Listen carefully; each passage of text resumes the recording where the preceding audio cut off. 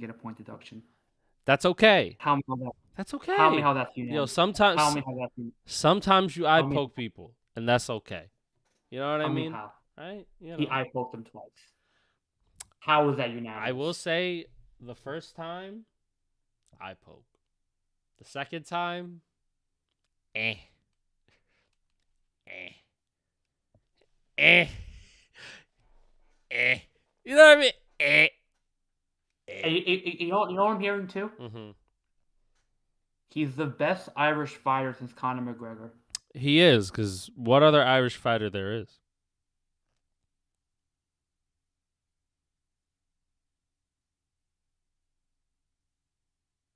There is that. You know what I mean? Like, there just isn't one. Conor put Irish people on the map when it comes to MMA. That's just what happened. You know what I mean? Like, he just did. So it is what it is. And Ian Gary, like, he looked really solid as well. I liked what he did during the fight. Obviously, wasn't dominant. Wasn't fucking like, oh my god, he like pieced him up, he destroyed him. It was a good scrap, decent scrap. Bilal was landing Canelo hands. Canelo hands. That's right, you know it, Canelo hands. But he looked good. He won, and he won unanimously. I thought he won every single round. Respectfully, I didn't think Bilal won a single round, but that's just me. Yeah, one more thing. You know what's funny? But I saw somebody go. All right, now Dana has to book Bilal Leon Edwards 2. Loser goes to the PFL. yes, yes, loser is the I quit match. Whoever loses, you have to quit. That's what's gonna happen. All right, but welcome everybody to the Get Back. This is us. This is me, Daniel here. Jess will join us in a little bit when she gets back home. But here we are, and I was just watching this Bucks Rams game. Yeah, and I'm watching how shit this Bucks defense is, and you know what it gets me irritated about. I think the Bucks seriously need to consider firing Todd Bowles. Seriously. Seriously. Okay. Um, defensive mastermind, like a really good defensive like guy, right? Was a D coordinator before when Bruce Arians left. Mm-hmm. For Bruce Arians. Is it just me, Bucks fans? Yeah, or is this defense fucking painfully fucking mid? Talk to me.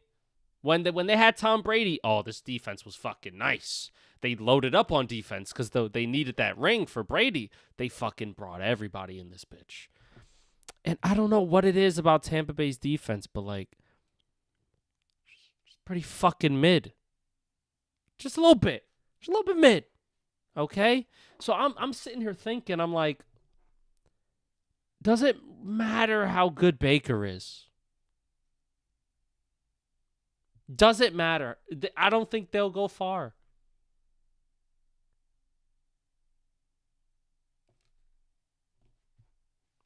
Does it matter? I think I like Todd Bowles as a coach. I do. Mm-hmm. I have a little bit of bias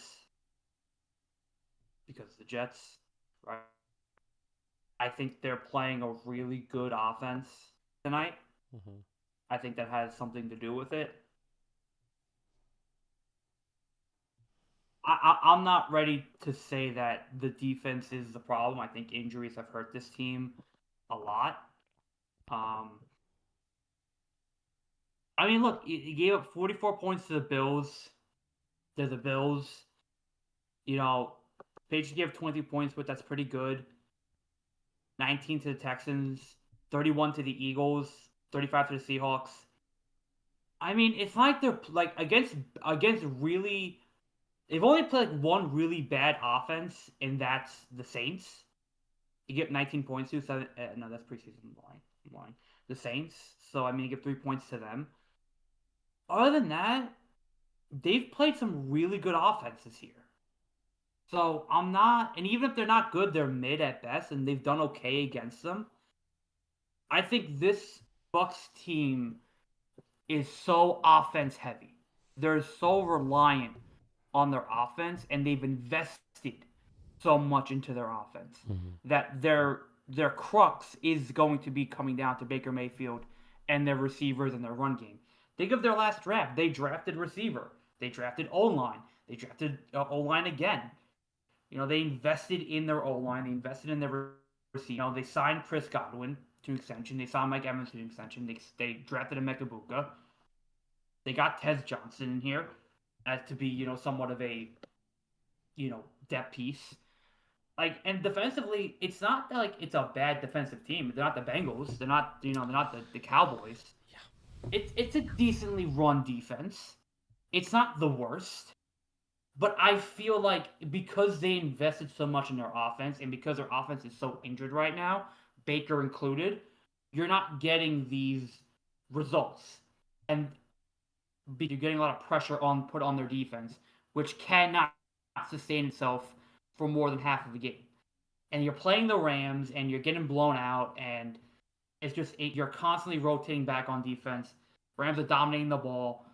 It's tiring for the game right now. They're not built to have, this many series on defense. That to me is problematic to the issue. I wouldn't blame it on Todd Bowles, but I could see your point, and I could see where you kind of can formulate this argument for if he doesn't make the playoffs, right? If they started out fantastic, they got off this big run and they've just plummeted with the potential of losing first place in their division coming Monday, depending what the Panthers do, right? So there is a justification here if they don't make the playoffs and they crumble towards the end of the year. But I think injuries play a big part of it, and their team design and scheme plays a big part of it as well. Mm-hmm. And I wouldn't call it a defensive collapse because they just didn't invest in it. It's not like they're great players on that defense. There really isn't. But there's good players who know how to play when they're given a chance, and they weren't given a chance tonight. You know what it really is about for me? It's my Pookie Bear, Baker Mayfield. Greatest white boy to ever walk the face of the earth. I just don't think he could win there. I said it. Because I'm watching Matthew Stafford fucking cook on the Rams. Yo, you put Baker Mayfield on the Rams? They did. Competent defense? Oh. Offensive weapons? Oh. I'm just envisioning. I'm envisioning. Let me envision for my Pookie Bear a better life outside of Tampa, because I ain't gonna lie, Tampa, a couple years now, they've been they make playoffs because their division shit. I don't know, Jim. In another division that was a little bit better, I don't think they'd be in playoffs. I don't think they would. So let's play your game, right? Let's play your game. Talk to me. I'll throw a team out there. You put Baker in as quarterback. Do they get better, worse, or stay the same? Talk to me. Okay. Atlanta Falcons. Oh, they get better. Way better. Tennessee Titans. Way better. Okay. Denver Broncos. Better. Buffalo Bills. Worse. Kansas City. Worse. Jacksonville. Oh, way better. Way better. Chargers.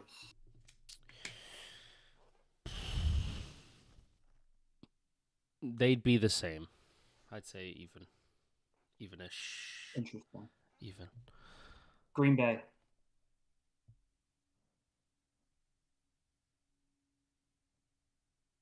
Better. Better. Better. Last one. Carolina. Oh, way better. Fucking kidding me? They would have fucking made the playoffs. Fucking Baker Mayfield's on the team. They gave up on him too soon. That's what happened. See what it is? And people in chat saying too, Baker is Pookie. That's right. He's big Pookie. I understand that. I think the way this Tampa Bay Buck team built itself after Brady was they wanted to keep that offense humming. Yep. They knew they were losing a lot on defense. Yep. And they wanted to. I think legitimately, they thought Baker was a bridge, and they wanted to bring in a rookie, and they were going to tank. Yep. And then Baker came in there and played like an MVP. He played really good, and they had to pay him. So I think they're stuck in this weird place where they built for a rookie quarterback to take over, if this to be a progressional rebuild, and they just continue to win, which is good. It's a good sign. It's a good thing, but at the same time, you kind of tank your draft pick like that, and you're not able to draft a lot of stud players and a lot of high end players that may or may not work out. I'll give you that. But it kind of, stunts your rebuild that you wanted to do when you're limited on draft picks. And again, I'm not saying it's a bad thing. It's a great thing. I'm a Jet fan. I haven't seen a top, 15 pick in a long time. So I understand what I'm saying right now. But I think because of that, they've had no players to really grow apart from Emeka Egbuka and Tristan Wirfs. So, and they didn't really invest money into that defense apart from they have Vita Vea. That's it. And that was a while ago. And they've really put in on their defensive, like, who's their linebackers? Devontae David. And he's been there since forever. Right. He's been there since God. Well, what about their corners? Name them. Zaire McCollum? Zion McCollum?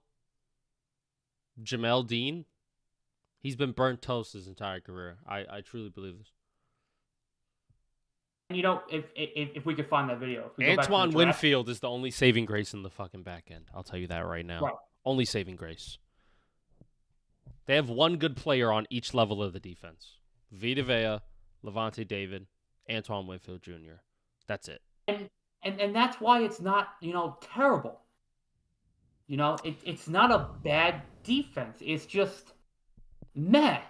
Yeah, that's what I'm... Yo, it's fucking meh, ain't it? It's meh. Really fucking But it's meh. like... It's like... I see your point. Against top teams in the NFC, they're not competitive. And they're really good against the lesser teams. And that's fair. But I think injuries and the fact that, their entire wide receiver core is hurt, including Baker Mayfield now is hurt. It's been a bad injury year for them, and they don't have the depth because they invest so much money in their offense. They just don't. And, it goes back to the draft day where you petitioned for them to draft defense, and I said they should draft. I said they could. They could. But wide receiver. Get a leader. They could get a leader. Yeah. And they went a leader. And it didn't work out, and that's what happens sometimes. But again, I feel like the way this team was constructed just wasn't built for, this amount of time the defense needs to be on the field. The longer the defense is on the field, the worse it gets. And you're playing the Rams, who are just a lesser version of the Bucs. A better version of the Bucs in a way.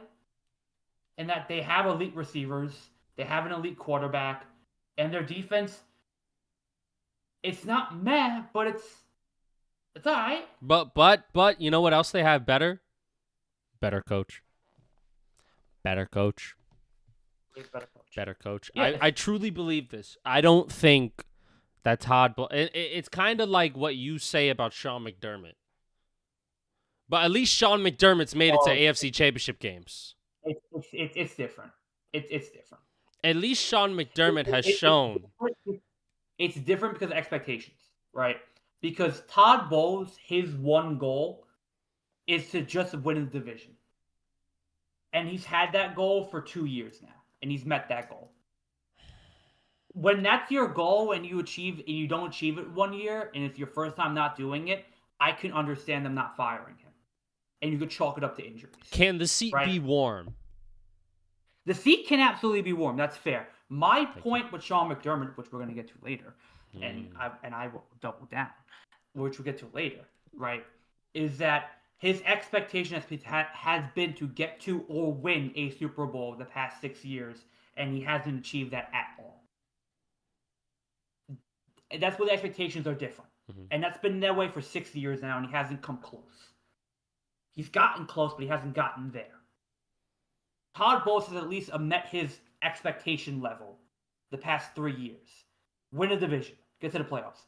This Bucs team is not built or, it's not at the point where we could say it's competing for an NFC championship. They're not championship contenders. They're not. They're not. But they have to win a division. Yep. They are the best team in that division by far. Mm-hmm. By far. And if they don't get it this year because of injuries and because of the way this team is constructed, the first time it not happening, I could chalk it up to that. Now, if we go into next year and they start 0-3 and the Panthers are 3-0, then we could have a different conversation about Todd Bowles.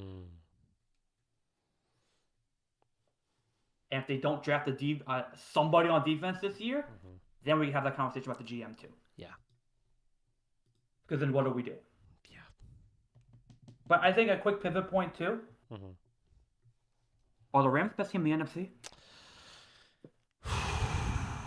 Who's in the Are they the best? Yeah. I'm blindly saying that. Yeah, they are. They have the MVP right now. They do. Like they have the best offense. Oh my goodness. I don't want to hear that. What the fuck? Did that come out on the audio? I swear it better not have. Anyway, like Sean McVay is such a good coach. He's like one of the top 3 to 5 coaches in this league every single year. And he puts his guys in winning positions to make plays. He has a great offense, great offensive system, and his defense is like weirdly like good. Where it's better than it was last year. They play very good for the amount of rookies, first, second year players that they have. They play very well above expectations. That means that they're really well coached. Because they're playing above their talent level within the scheme. And they're looking amazing. Right. Like last year when they beat the Vikings. They smacked them up. They could have beat the Eagles. Weren't we talking about this last year? And we're like, I don't know, Jim. Rams might have it. And you know what? They put up a fucking good fight. If that game if it wasn't snowing, I'm just saying, Rams might have done some good work. Could have beat the Eagles. They might have won the Super Bowl that year. They play the Commanders. They beat the Commanders. They do. Every year that Sean McVay is there with Matthew Stafford, they will be in the race. Always. Mm-hmm. Now, granted, I don't know how many more years Matthew Stafford really got. Maybe he has this year and maybe next year. But then after that, I don't know. He might just retire. Like let's say hypothetically, if they go all the way to the Super Bowl and they win, I don't think Matthew Stafford stays there, really. I think he retires on the high and then leaves. But would he do that to Sean McVay? Would he leave him high and dry like that? I don't think so. I don't think so. Which is why I have another proposition. Rams, I think, are the best team in the NFC. And I think in the next coming years, when we're talking about their future as NFC powerhouses or one of the top 3 teams in the NFC, I think the next era of quarterback that they will get is Baker Mayfield. I truly believe this. I think Baker Mayfield's time in Tampa's are already pre-written done. You think he's looking in a mirror right now? I think so. You think Baker's looking in a mirror right because now?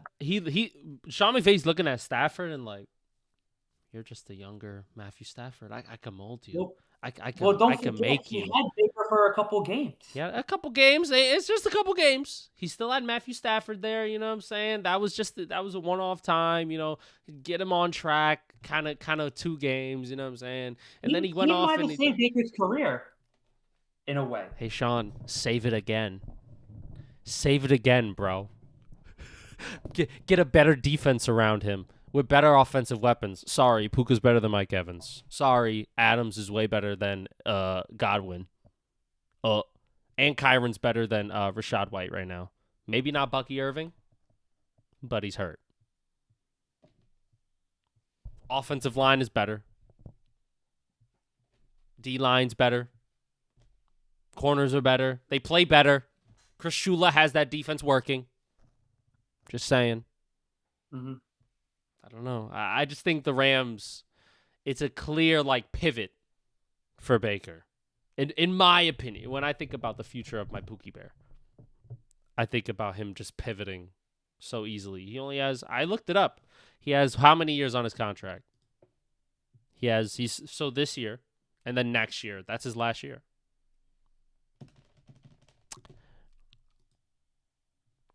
Could get real tough. Free agent. Baker becomes a free agent. He's what? 32 years old? In quarterback years, that's still pretty young. Mm-hmm. Just saying. McVay. Just saying. Bring him to LA, man. He'll name his kid like Chad or fucking Jackson or whatever, and it'll be great. Jackson with an X. Yes. Just like Dart, my guy. Your guy. But back to the Rams. What do you think about the Rams? Do you see them as that top upper echelon team now in the NFC? I think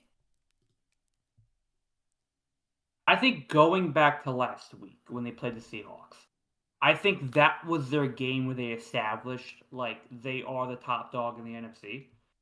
I think, and it was a close game against Seattle. It was very tight.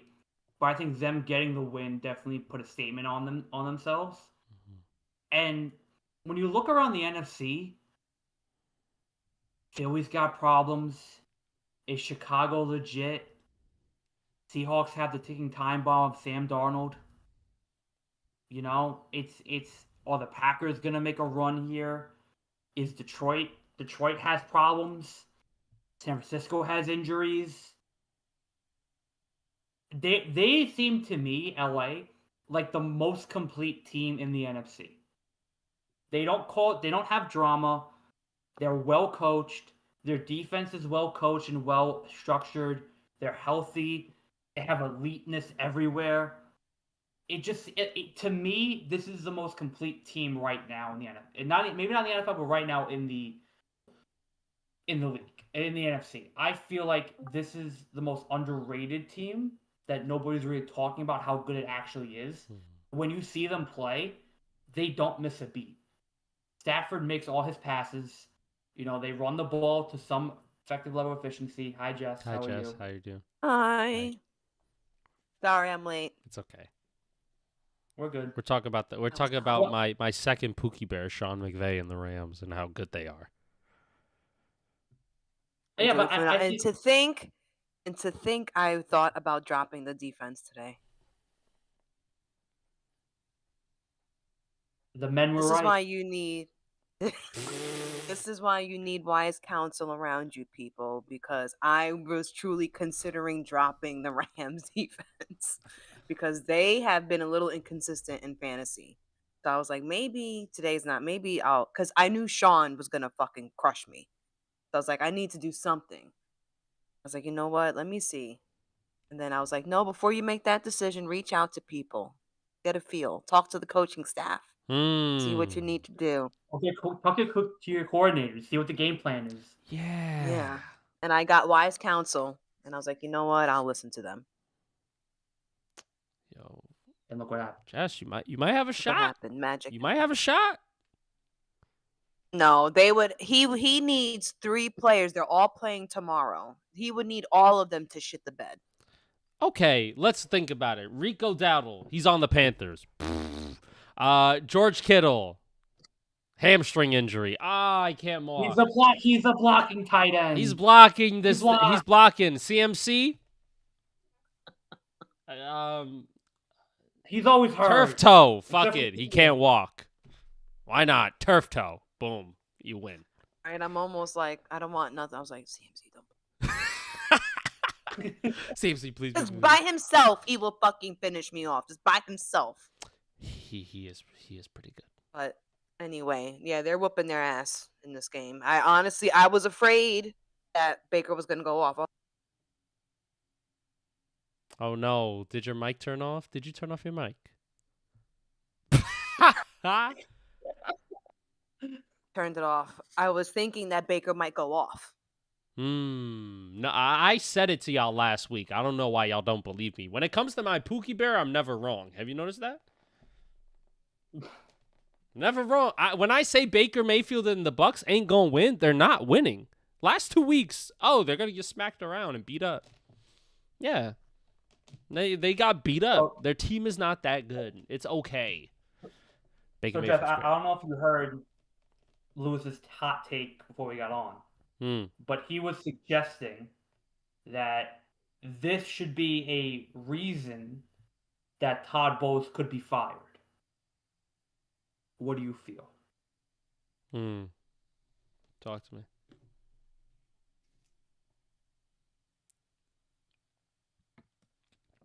You're muted. You're muted.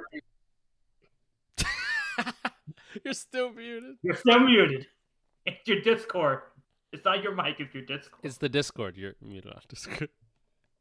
Now it's your mic. Now it's my mic. Okay. Sorry.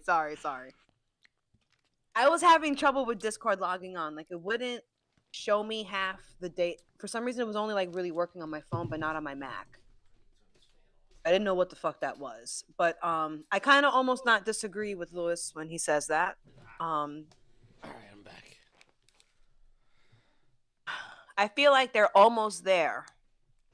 Like, they've almost gotten there, but they don't. They've always, like, they've been a little too, even though they've been able to have some success after Tom Brady,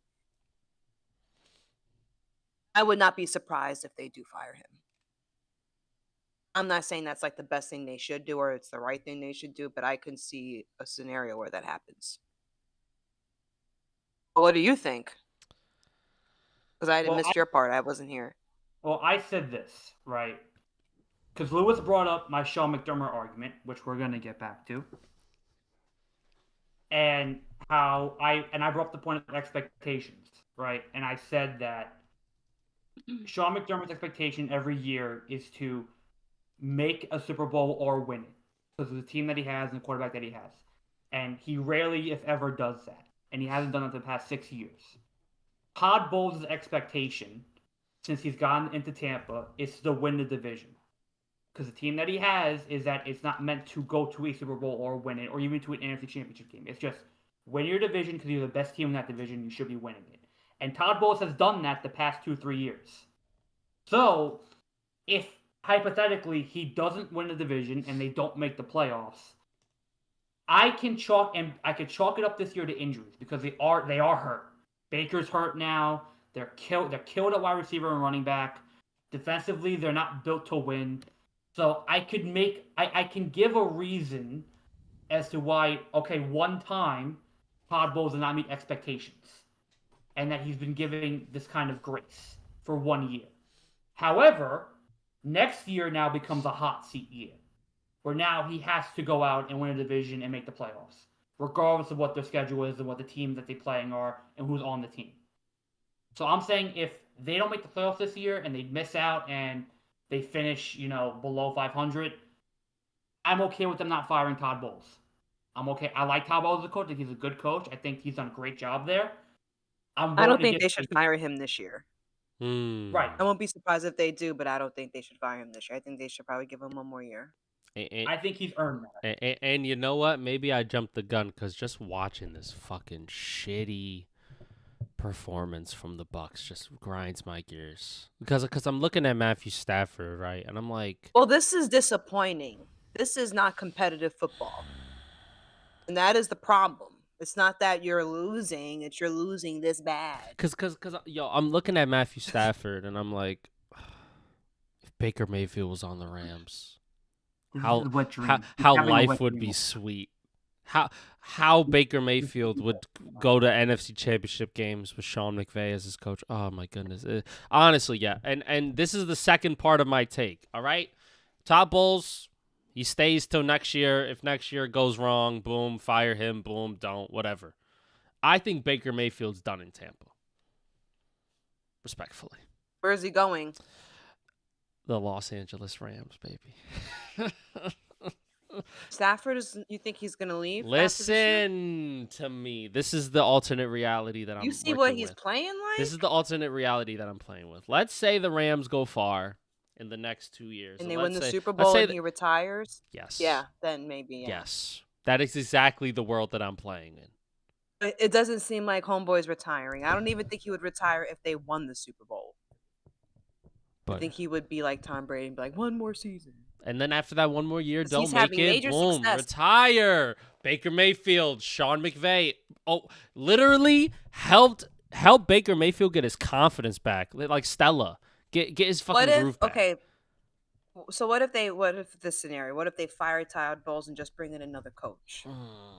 I don't know. I think Baker's time in Tampa's run thin. I don't know how Bucks fans feel about him. I know Tampa Bay Bucks fans love Baker Mayfield. They I wanna don't see him think. go. Why would you give him up though? I wouldn't want Baker to go if I was a No, Bucks no, fan. you don't give him up. He just wants to go. He's got But 2 why years would left in he his want contract. He's got 2 years left in his contract. Next year will Stafford has be 2 his years left in his contract. So he's saying that he would sign there as a free agent.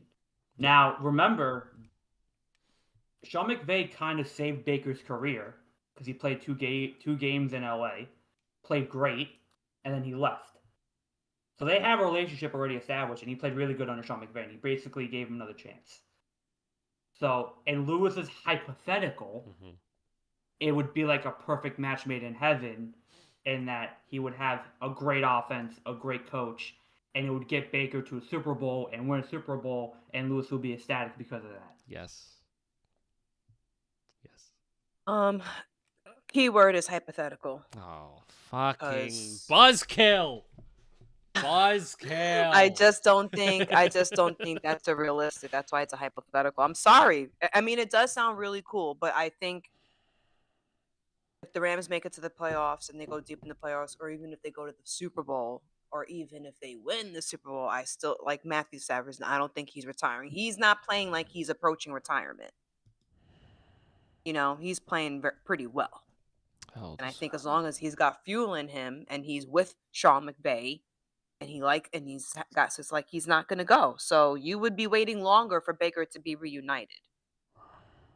I honestly think Baker should probably stay in Tampa and just get a better coach. Because I don't know. Oh, where would he go? You would have to think of the teams who would have a quarterback rotation in this offseason. Jess, do I have a game for you? What? Why don't I do what I did with Lewis?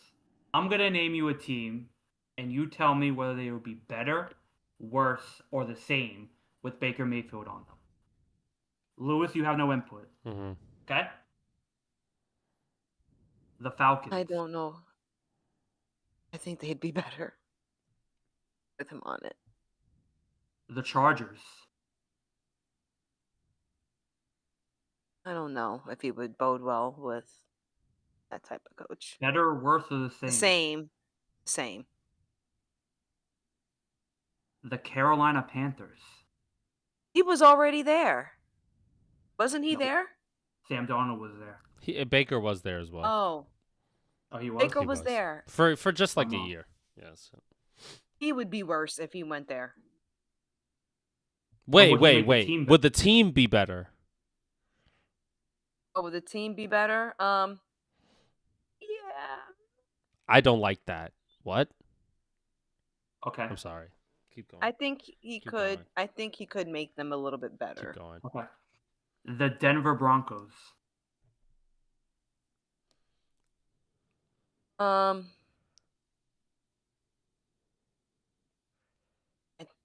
The same. The Green Bay Packers.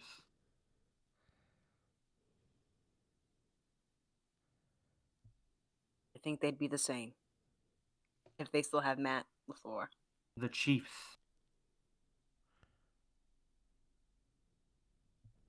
They'd probably get worse because they won't have Patrick Mahomes.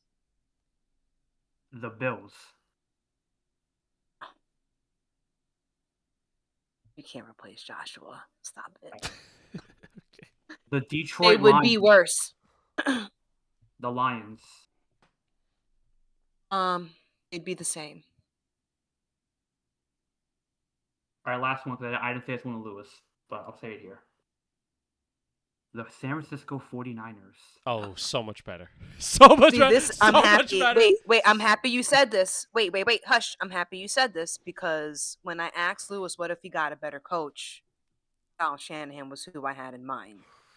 But I'm not thinking him coming to San Francisco because they have Brock Purdy, and if he stays healthy, they're going to let him play his contract.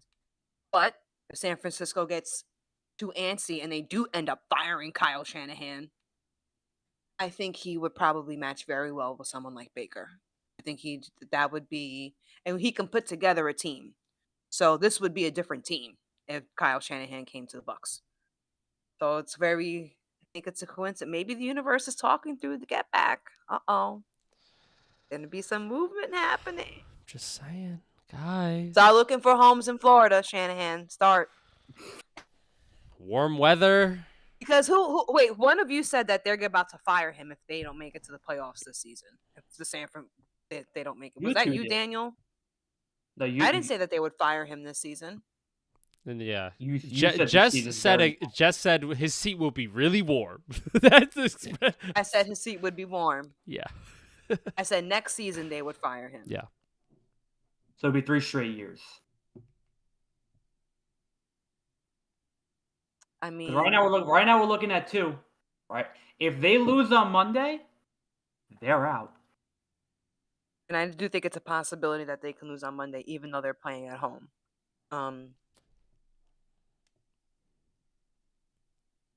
No, I think they could win on Monday. They could lose, but I do think they will win. Man, who the fuck NFL playoff seeding? Who the fuck else is gonna make it? They wouldn't make the playoffs. Who else is gonna make it? If the playoffs were next week, they wouldn't make it. They would be it'd be on the outside looking in. They're number 7 right now. The Lions are number 8 right now. Ooh. Yep. Ooh. And they won Lions today. Would jump them. The Lions would jump them. So they need this game. They need this game against the Panthers. So I think they'll probably play extra hard. If Carolina wins, they're first in the division because the Bucs just lost. Oh shit. So this is a big game on Monday for both teams. And the beginning of the season, it didn't look like it would be a good game. First off, guys, hold on. I'm just saying. We're getting a competitive thing here. Bryce Young. Fucking Bryce Young. Top half quarterback. Yo. Better than Brock Purdy. Better than Dak Prescott. That's what I said. Doubling down. All of a sudden, my first person in the division come Tuesday. I don't know. All of a sudden. Yeah, I'm just saying. It's fair. I ranked them top half of the table. It's a fair assessment. That's pretty fair.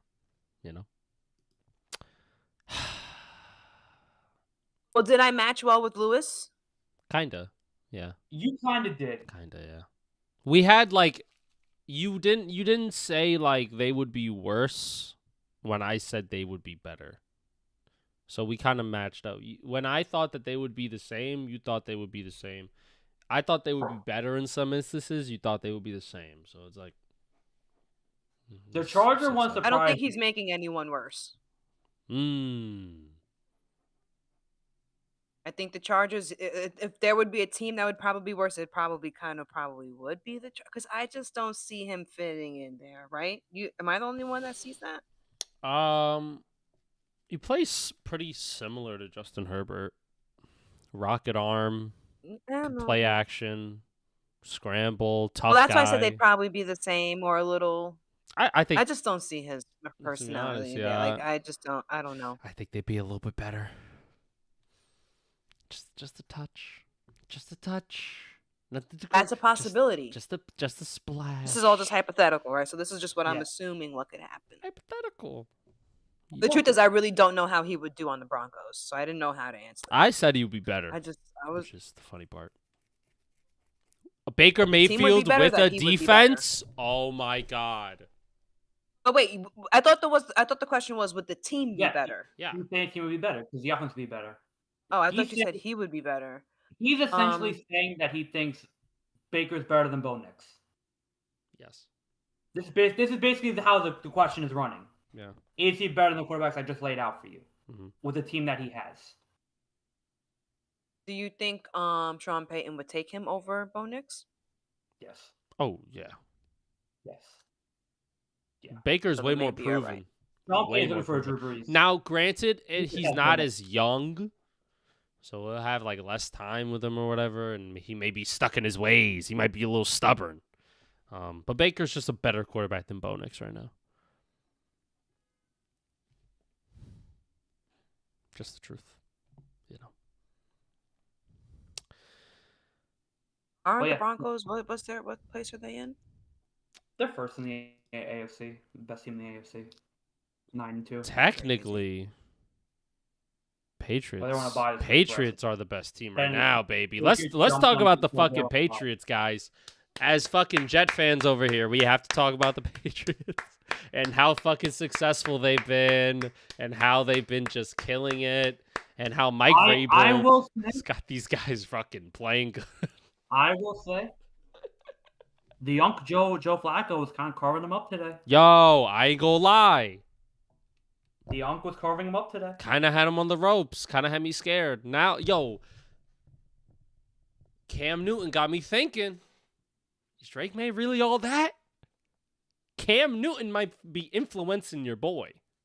Because Cam Newton's like, oh, well, I wouldn't take Drake May over Lamar Jackson after a wild card, and I wouldn't take him over Patrick Mahomes. That's why the Patriots are fool's gold and all this. But I'm like, look at who you're comparing him to. Right? It's like fucking. come on, damn, that's not bro. a fair. I feel like this is their that's a little unfair. Like I don't know. That's just not. It's that's fucking not a year real 2, comparable bro. thing. Damn. I don't know. Can a white boy get a little motion before you fucking talk shit?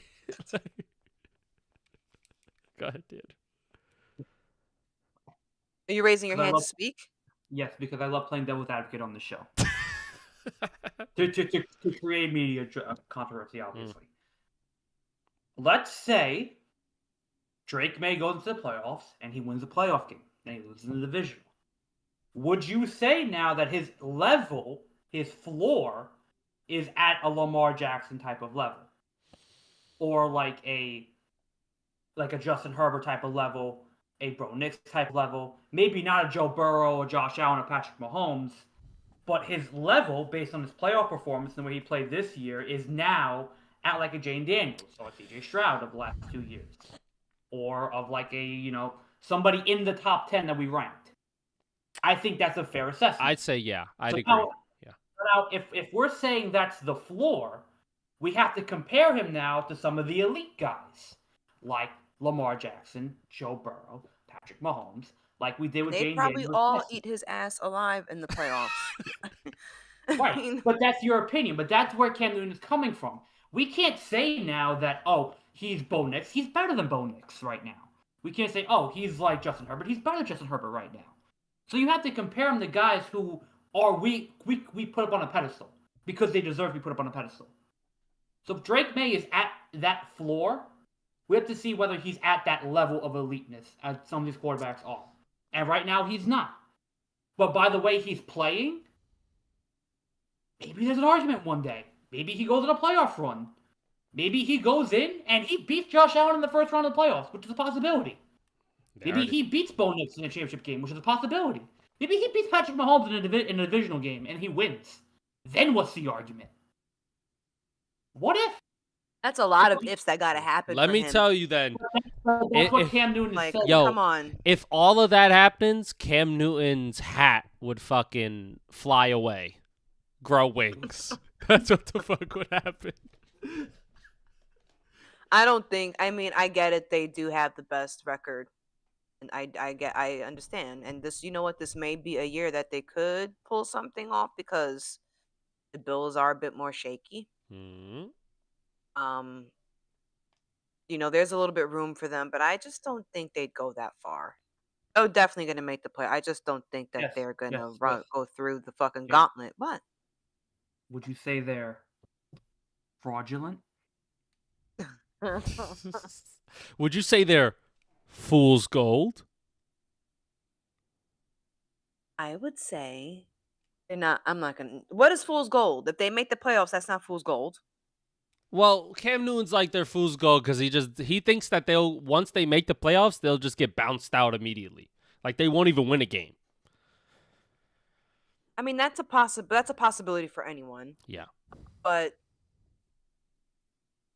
does he think that they're just too like? I think as a team that because it's a different beast when you get to the playoffs. Mm-hmm. And are they at the ability where they can raise their play compared to the other teams that would be in the playoffs? So what if they run into the Chiefs in the first round? What if they're the wild card? Ooh, Daniel, before we play a game, I want to compare it to a Mike Vrabel led team. Do we remember the Tennessee Titans when they had? But this is what I'm talking about. When like, they had do Ryan they have everything Tannehill in place to get this? Hold on, guys. Hold on. Do we remember Ryan Tannehill led Tennessee Titans going to AFC Championship game? Do we remember that? Do we remember that? We remember that, right? So Mike Vrabel has done this shit before where the talent was not that great, but the defense played well in the scheme. The quarterback did just enough. The running game carried. He had Derrick Henry. He had a beast. He doesn't have a beast right now on offense. So it's only Drake May and the defense kind of carrying their way through games and winning. And they may not look dominant, but any given Sunday, they're beating a lot of teams. We thought the same thing about the Titans back then, way back when. But I will say this. At the time, that Titans team had elite receivers and A.J. Brown. I forgot was on the other side, but he was also elite. They had Derrick Henry, one of the greatest running backs of all time in his prime, throwing the football. And Ryan Tannehill was a seasoned pro. He wasn't, elite, but he was pretty good. He made mistakes, but they got him in the right system, and he turned to a really good quarterback. Drake May doesn't have a stud receiver, apart from Stephon Diggs, if you want to count that. Trayvon Henderson he's been okay. And it's really been led by Drake May. So if we're going off of that, can we say that Drake May can lead this offense into a playoff win? Maybe. But who would he go up against? That's the question. What would be the best thing for him to face? Be the Chiefs? And Steve Spagnuolo? Would it be the Bills and Sean McDermott? Would it be John Harbaugh and the Ravens? Would it be Mike Tomlin and the Steelers? Are those potentially really bad matches for Drake May? Maybe. Are those beatable games? Yeah. But you have to remember he's a second-year quarterback in the first-year playoff appearance. That's a tough ask. When you don't have an elite receiver, elite running back, but a really good coach. And granted, he's a great coach, but to me, I'm the game I want to play. Let's look at their schedule. Let's look at who they beat and how they beat them. Okay. They lost to the Raiders week one. They beat the Dolphins by 6. They lost to the Steelers by 7 week 3. Destroyed the Panthers. They beat the Bills by 3. That's a big one. They beat the Saints. They beat the Titans. They beat the Browns. They beat the Falcons by 1. They beat the Bucks by 5. They beat the Jets. And they beat the Bengals by 6. Anything stand out to you there apart from the Bill game? No. And this is why I think that they probably won't go deep in the playoffs, because those teams you named, those are not contenders. They're not like something scary. They're good work. You have to, they're wins, but I feel like do those teams prepare you for the playoffs? Their last 5 games of the season, they play the Giants, the Bills again, the Ravens in Baltimore, the Jets, and the Dolphins. They'll probably beat the Jets and the Dolphins. Their hard one sounds like the Bills and the Ravens. What was the other team? They play the Giants next week. Oh, they're smacking them. Wow. They're smacking them. They're 13 and what? Yeah.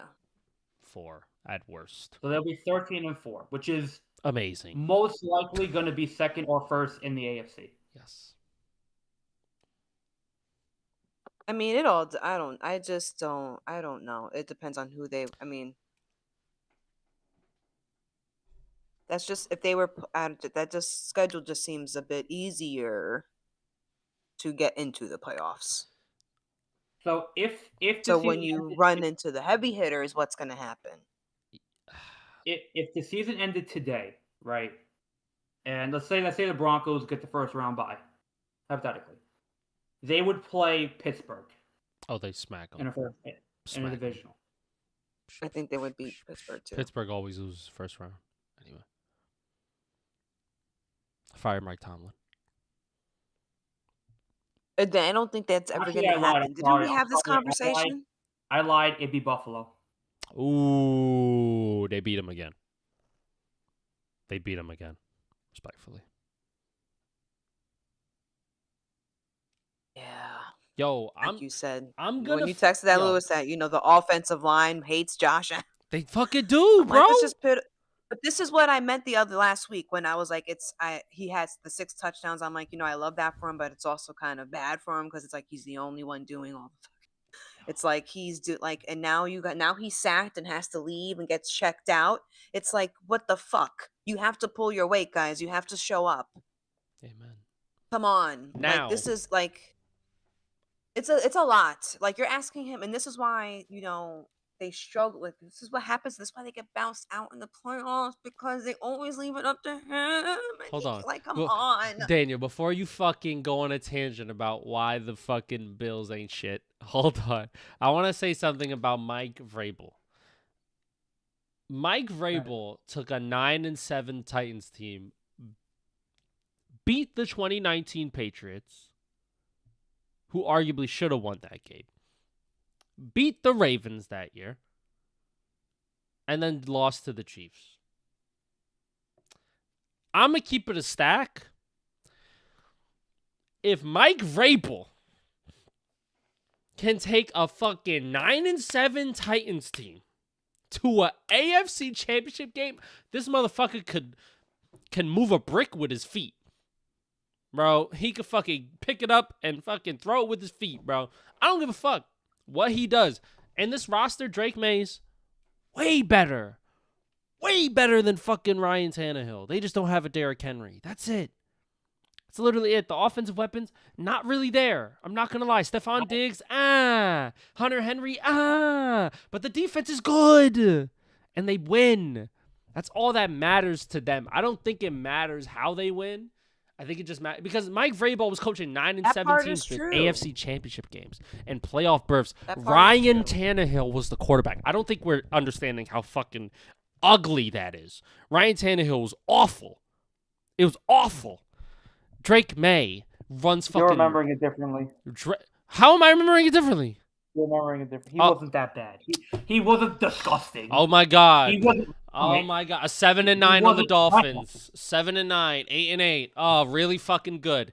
Yeah. Is that Dylan Gabriel number? No. Is that Kyler Murray number? It's not. Is he awful? No, it's not. Is he trash? Ryan Tannehill's not that good. Well, you just do that because the Dolphins won games during that time and you remember that. Stop. He was not that good of a quarterback. Stop. He was decently good. He wasn't bad. He was decent enough. That you know what it is? That's what we fucking think Brock Purdy is. Fucking Ryan Tannehill. Oh, put anybody in the fucking system. Oh, he fucking cooks. No, he's not. Ryan Tannehill's not that good. I disagree. They couldn't go that far because of Ryan Tannehill. They only could get so far. That's why. I agree with Drake May and Mike Vrabel. Mike Vrabel is a great coach, and he coaches teams above their expectations. So I think they'll overachieve. I don't think they'll just get fucking bounced out in the playoffs. I think he comes up with good defensive schemes. He comes up with good offensive game plans to beat these high-level teams, and he's done it before. He's done it. He out-coached Bill Belichick. He's done it before. He just has. I'm not going to doubt him. Just go ahead, say your point. I didn't mean to cut you off. Go ahead. You know who you're talking to right now? Jet fans, and I know it hurts. I hope the Pats shit themselves all the way to the end of the fucking season. I hope they get tripped up by the dumbest penalties. I hope they ruin themselves. I hope they get smacked the fuck up in the playoffs. Now be unbiased. I don't care if Now, they fucking don't make now it. be unbiased. Now be unbiased. Yeah, they probably go fucking divisional, probably AFC Championship game. Be unbiased. Go. Be unbiased. I will say this. Lewis, I don't disagree with you. Mike Vrabel is a great head coach. Phenomenal. I wanted the Jets to hire Mike Vrabel. Oh, I wanted That's him how so good bad. he is. And you know what? They were almost did, but he said no because of one person, right? So that was almost the case. Smart. Fuck. Right. So Mike Vrabel was almost head coach of Jets. So again, he could build a great program. He could build a good team. My concern, as an unbiased Jet fan, is that I don't feel like Drake May is ready for that spot where he's going to be asked to win a big playoff game yet, just because he doesn't have the receivers or the experience to do that. I think a first-year quarterback in a playoff, that's a tough ask to go say, hey, go beat Josh Allen. Go beat Pat Mahomes. Go beat Lamar Jackson. That's tough. Go beat the Denver Broncos defense when they haven't played that kind of defense all year. That's a tough ask. And Mike Vrabel can put up a good scheme, can put in a good play set, can create a decent offense for that game. It's up to the players to execute it, and I don't see the Patriots having the offense to do that, nor I think Drake May is the quarterback yet to do that. Could he be? Absolutely. I think Drake May has all the talent in the world. But right now, I'm not convinced he's ready for that yet. There's a lot of teams in the playoffs that are like that. Guess what? We're changing over the guard. There's a lot of young quarterbacks who are going to make the playoffs this year who haven't had playoff success in a long time, who haven't won a playoff game in a long time. There's going to be quarterbacks who are more experienced, who are playing on teams that are desperate to win a Super Bowl, and that are fighting for their playoff lives, like the Bills, the Steelers, like the Ravens. You're going to ask those guys to play those hungry teams that are rookies in the playoffs and say, go win that game. That's a tough ask right now. And if he does it, good for him. But I'm picking experience over talent. I think experience will always win out over talent. I feel like Drake May is not ready for that yet with the team that he has currently. I think the Patriots are close, but they're not there yet. That's my counter argument from an unbiased Jeff. That's fair. And you know what? I don't think they'll fucking win the fucking AFC Championship game either. But, like, at some point, we have to pick these new guys. It happens in fighting. Like, the champions lose at some point. So you gotta be fucking willing to pick the other guy. Right. Even though this fucking champion is so fucking good, you gotta fucking be willing. Some people aren't even willing. They're like, oh, Patrick Mahomes in the playoffs, guys. Hey, buddy, they can fucking get in. Bro. They can fucking get in and smoke a cig and they'll fucking beat them. Hey, bro. Hey, guy, you want to know why? Look what Kansas City did today. You're telling me they're done? I ain't gonna lie, though. They got lucky. Yeah. They got lucky. But we'll talk about that. We'll talk about that. But, so that's my point. Yeah. And you can't count those teams out yet because they're just not done. You think Buffalo's done? Truthfully, you think the Ravens are done? Truthfully, be real. Oh, no. Ravens are winning that division. Steelers ain't shit. Right. So you think they're done in a playoff game? You think you're ready to give it to Drake May right now? I'm not saying that. What I'm saying is we shouldn't be afraid to fucking say that these guys could do some good work just because they're young. I'm not afraid to say it. I ain't gonna lie. When it's week 18 and we're all done and we know the standings, I don't know how I'm gonna feel. It's gonna be tough. I don't know how I'm gonna feel, but I might pick fucking the Patriots to do some good work. I might pick the Broncos to do some good work. I don't know. It's gonna be a lot of young blood, a lot of old blood. It's gonna be fun. I'm just saying we shouldn't discount what they're doing just because they're young. And I feel like sometimes in media, people do that a lot. I don't like that. Well, that's not because it's just saying that for no reason, because we have experience watching that. The young teams get in. They're hungry, but they lose against the experienced, better put together, better, people who've been there and who are just better. So it's because the people just don't say that Hmm. because they want to like be biased against older teams. They Yeah. just know that at some point that does matter. Experience. But I think That's it. like now like there's a lot of teams that are like the older, I guess, like the Bills, Ravens, Chiefs, Steelers, and then you got like a fresh new crop of guys who are the 1, 2, 3, 4, who are like in their like swimwear, The eight Broncos, plus the Colts, the wins. Bears. Like you got a lot of these guys. I don't think we should fucking be scared to say, you know what? I think it's And their Lewis, time. We shouldn't be scared to say it. fair. Lewis, that's fair. But right now, because they're at that point, it's time to compare. Hmm. And when push comes to shove, we're going to give it to the older guys who've been there, done that. Because we haven't seen the young guy do it. Yo, can't wait till my playoffs come out. Yo. Hey, what's Broncos crazy? taking it. It's going by too fast. We're It's too 6 fast. weeks I'm like away. playoffs already. We're 6 weeks away. Mhm. It's Thanksgiving. It's almost time. Happy Thanksgiving. Happy Thanksgiving. Happy Thanksgiving. Everything's good. We're going to do a show Wednesday. It's going to be great. It'll be great. Why are we doing the show on Wednesday? We're going to preview the Thanksgiving game. It's going to be a quick show. We're gonna 1 preview. hour. We're gonna Oh, okay. preview. But now fucking Daniel hate on the fucking Bills. They lost to the Texans. Texans defense looked really fucking good. They got to Josh Allen a lot. Offensive line just wanted Josh Allen to, I guess, perish into another reality or something. They wanted him gone. And Texans beat the Bills, and the Bills look like they're sliding a little bit, guys. I don't You know. stop that. I don't know, Jim. Look, I'll say this. Well, the Bills are showing a little wear and tear. And I think I don't know. But I mean he's been what can he do? What It's too late to change it now. He has to suffer with this for the rest of the fucking season into the playoffs. So they need to fix it. But what do they need to fix? Maybe they just had a shit day. Huh? What do they need to fix?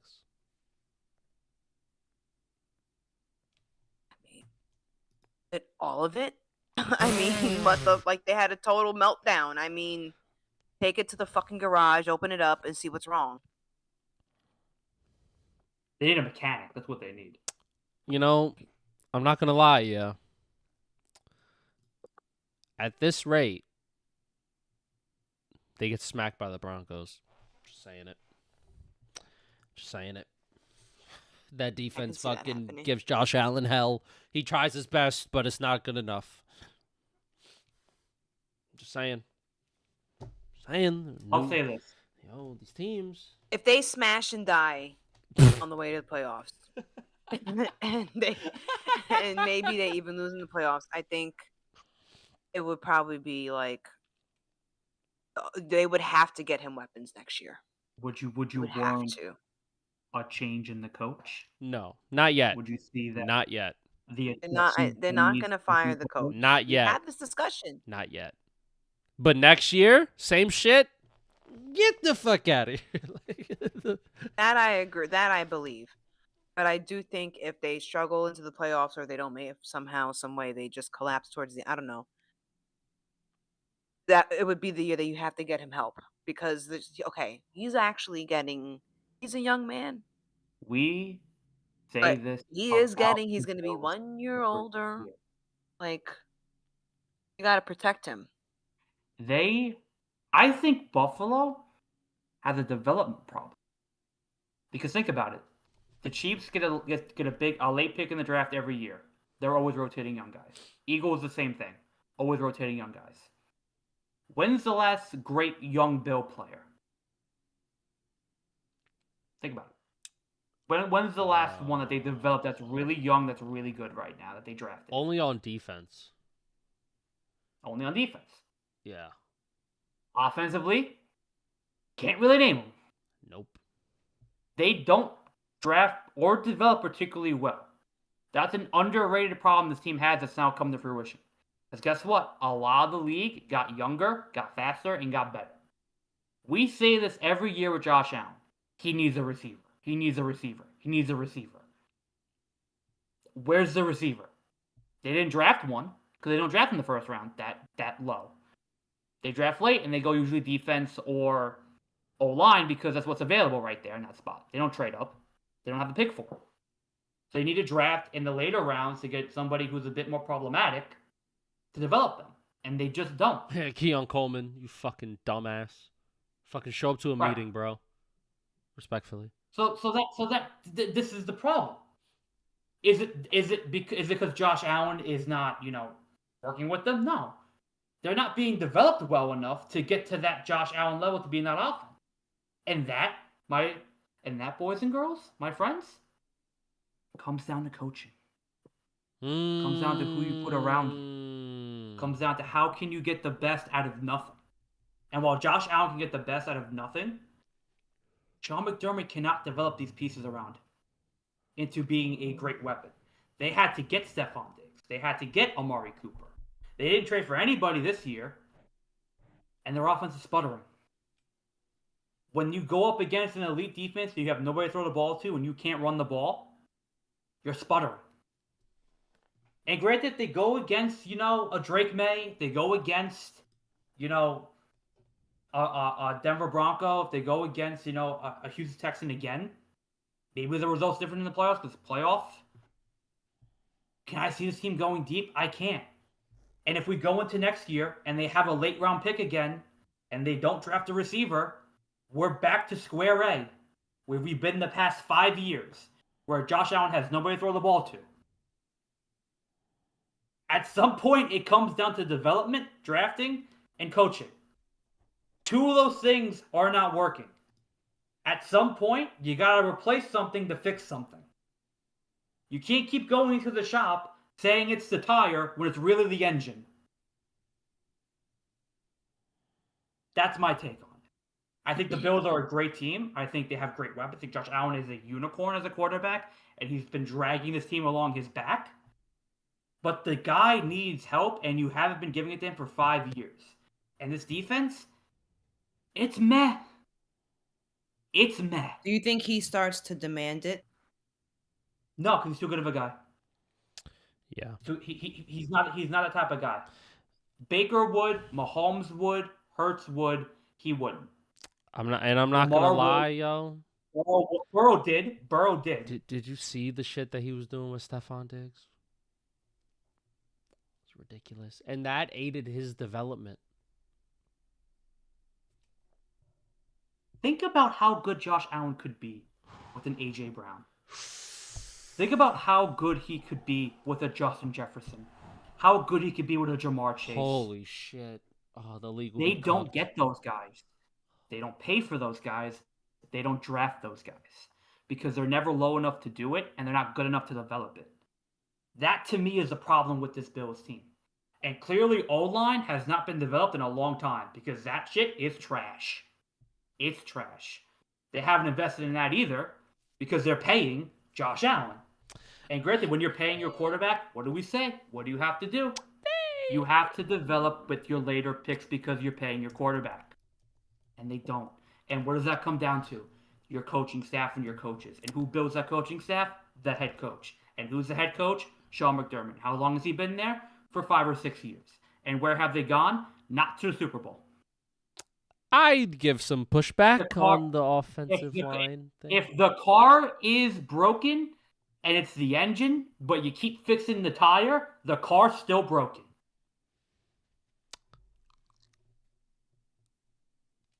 I'd like to give some pushback. I think they have a pretty solid offensive line. Granted, they wanted him dead last game. But overall, they're solid. They're solid. And I will say this too. They got real some quick, good just last pieces. point. Real quick, last point.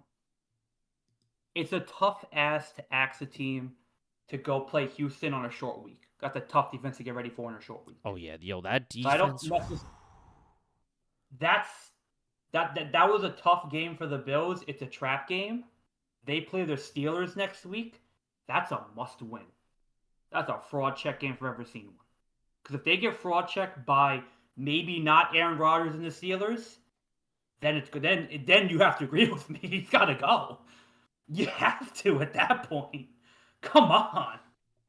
What are we talking about? I don't think they get rid of him this season. I'm not gonna lie, Jess. If they lose to the fucking Steelers, seat's pretty fucking hot. Let me tell you. I mean, you could be right. You could be right. But I don't know. Some people do get the grace. And they've had success even though they haven't gone to the Super Bowl. They've been consistently, and Josh has just gotten better and better. So it's like they may have some grace for him, even with the hot seat. I will be kind of shocked if they fire him. It would be shocking. We've seen them do it before. We've seen coaches get fired who've had success comparable to others, and it is what it is. It's a nasty business. But I just don't think they fire him this season. It'll be hot. I mean, and all the pressure will be on next season, for sure, without a doubt. Without a doubt.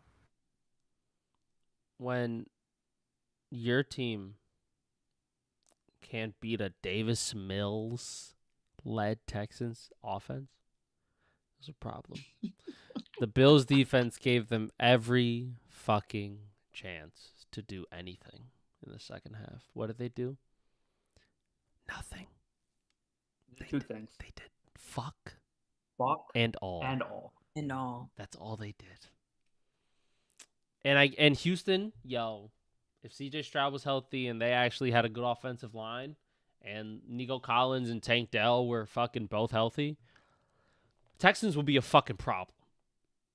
Real fucking problem. Except that they don't have that. So the Texans are genuinely a good team. Their defenses, not their offense. We can't stop a Davis Mills led team. That's me. I'm sorry.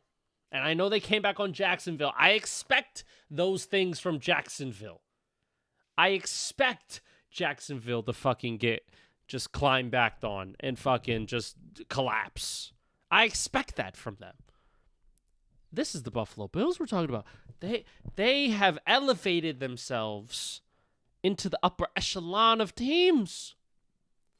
And when we're seeing this mediocre play, now granted, the Chiefs, look at their record. Not that great. But we know that they're better than their record. Are the Bills you know what it is? just as good as their record? I think they're worse. They're having a harder time. A hard time. You know what it is? I get a feeling when I watch Chief games. Here we go.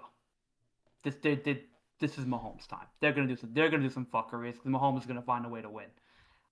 I don't get that same feeling with this Buffalo Bills team anymore. I really don't. I really struggle when I watch them play. But with the Chiefs, I'm like, it's the fourth quarter. It's Mahomes. They're crumbling. The other team is crumbling. That looked a little Mahomey. I don't think any.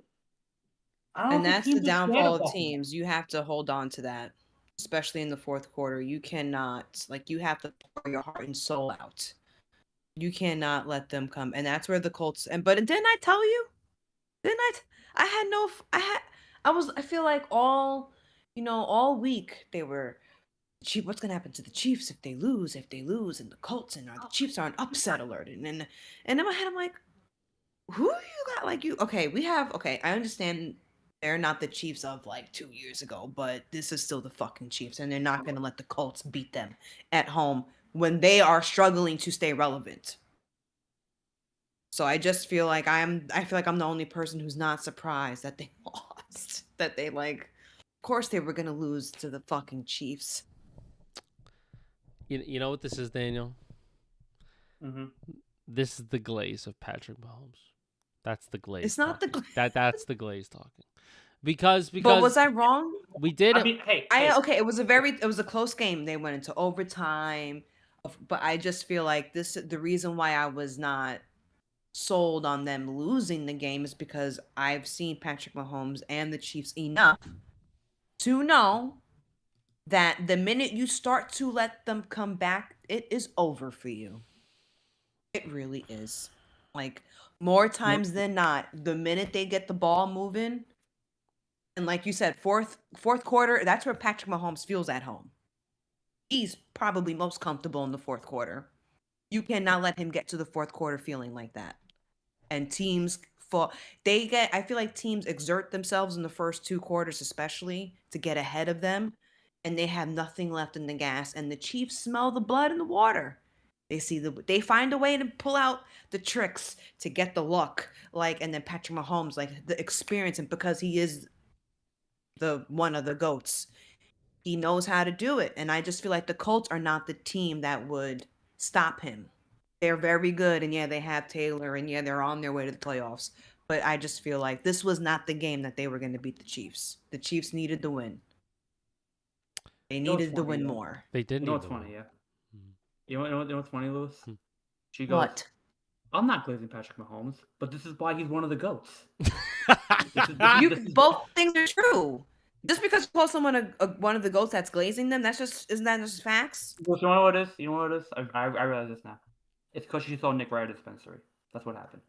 Oh my God! Can we talk about that? That's what happened. Wait, no, we probably shouldn't talk about that because I don't want to put him on blast like that.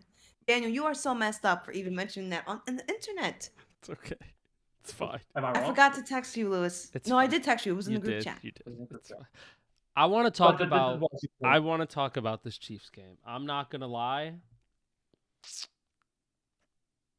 Call it Mahomey, call it luck. Chiefs had that shit. They fucking dominated the time of possession. They got third and fourth downs galore. Pat Mahomes immediately throws an interception off the rip to start the game, pretty much. Colts go up quick, right?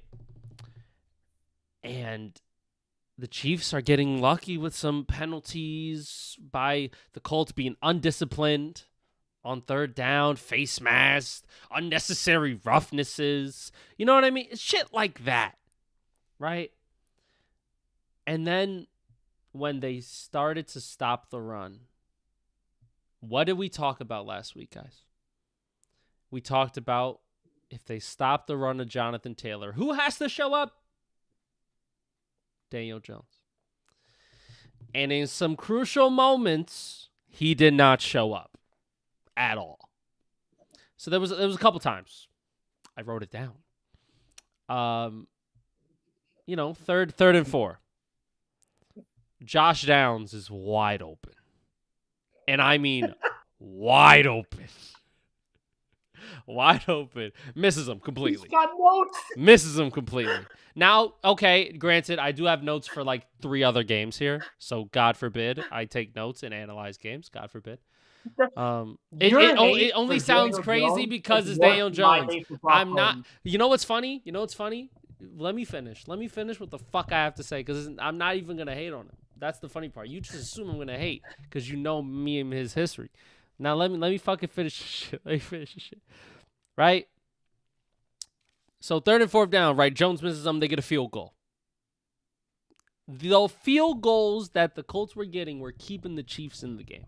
They were scoring, but you need to do more. You need to score touchdowns when you play the Chiefs. You cannot just kick fucking field goals. Unless your defense is really that fucking good and you're holding them to field goals all game, right? The Colts calls a fumble. Oh my gosh, Kareem Hunt. He fumbles the ball. Colts get the ball right back. They do nothing with it. Boom. Get the ball right back to the Chiefs. You can't do that against the Chiefs. You can't do that. You have to capitalize. They give it right back to the Chiefs, right? Face mask by the Colts. Gives them another 15 yards. Boom. And then I believe they score a touchdown off of that after that. And then fourth quarter, 7 minutes left. Jones misses Michael Pittman by like 2 yards. It's little shit like this, but this is how you beat the Chiefs.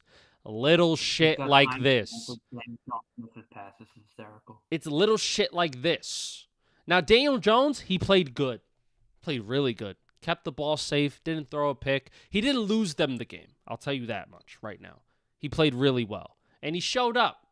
He gave the Colts every chance he had for them to win this game. And the defense of the Colts gave them every chance that they had to win them the game. It's the Chiefs. They're just clutch. When you have 33 first downs as a team, the Chiefs had 33 first downs in like 40 minutes of fucking time of possession. That's too much time for Patrick Mahomes. Too much time. Too much time. And, I mean, listen, guys. I would love to say that I was right, but Daniel Jones played well. He played really well. I didn't think he could do it. Was I hating? Yes. But he played well. He played really good. So I don't think Daniel Jones is really the issue, right? They could not run the ball to save their life. Jonathan Taylor couldn't get anything going. He had one gain of like 15, and then that was it. But Daniel Jones, he was that offense, really. The offense just really couldn't get anything moving in the second half. The defense stepped up, timely blitzes. Steve Spagnuolo does that shit so well. Blitzing when they fucking need it the most. Sending 7 when they need it. And they come up clutch. The defense knows what to do in these situations. They know how to get them in 3rd and longs. And then Patrick Mahomes just waddling his way down the field like the penguin he does. And he just fucking gets a first down whenever he wants. He's getting a little chubby, you notice that? He's kind of. When you're the GOAT, you can do whatever you want. That's what Jess will say. When you're the GOAT, you can do whatever you want. You can get fucking fat. Who cares? You're still the GOAT. Piss missile 60 yards down the field. Doesn't matter. Okay? So, honestly, yeah, hats off to the Chiefs, but hats off to the Colts. They played really well. They just couldn't capitalize in the big moments when they really needed to because the Chiefs made them not capitalize. Well. Now, was that hate? Was that hate, Daniel? Was that hate? No, it wasn't. Thank you. It wasn't. It wasn't. It wasn't. I find it funny that you had timestamps of Daniel Jones misses pass. That's because I knew this was a big game, and I knew we would talk about it and analyze it a lot. So I had to be correct. I'll say this about this game, right? To me, I think the Colts played well. I think they surprised a lot of people in this game. I think they didn't get, too destroyed or too distraught in the first half. This Giants game is terrible. So I'm watching highlights. Oh, God. What the fuck am I? We'll get there. We'll talk about the Giants. Fucking dog shit. We'll get there. My thing that I feel like what happened, what went wrong with the Colts in this game, was I feel like they got outcoached on both sides of the ball. Right? I feel like Andy Reid absolutely just had a masterclass of coaching against Shane Steichen. And Shane Steichen is not a bad coach. He's a really good coach. He finally has his quarterback now. But when push came to shove and you're playing Andy Reid and the Chiefs, you have to show some level of adjustments and some level of, when shit is hitting the fan, how can we push back or how can we find a way to kind of make a different adjustment and make a different way to, get a pass completion or get that run game going or stop them on when Patrick Mahomes is running outside of the pocket for a first down or even stopping Kareem Hunt. It just seemed like they were way too confused. They didn't know whether they wanted to commit to a run defense or pass defense, if they wanted to run the ball more, pass the ball more. And eventually it got to the point where it's like Andy Reid got to do whatever he wanted offensively. He can call whatever play he wanted. He was getting a first down. And while he didn't get the big touchdown at the end of the game, he eventually got it when he needed it. He got his big plays when they needed it. Shane Steichen didn't do that in this game. In the second half, they were completely dead offensively. They couldn't get anything going, whether it was running the ball to Jonathan Taylor or finding completion for Daniel Jones. And you could have Daniel Jones get in a rhythm. 4 or 5 quick checkdowns, 4 or 5 quick, easy targets. And granted, it's Arrowhead, it's tough, but you could find different ways to get the balls to Josh Downs. Get them into Jonathan Taylor's hands. Give him a creative run. Maybe give him a halfback draw or, a stretch outside. There are different ways you could attack this Chief defense And it was the same repeatedness of trying to shove the ball down the Chiefs' throat, and that didn't work. It doesn't work. And he kept trying to do that. So to me, it came down to coaching and experience.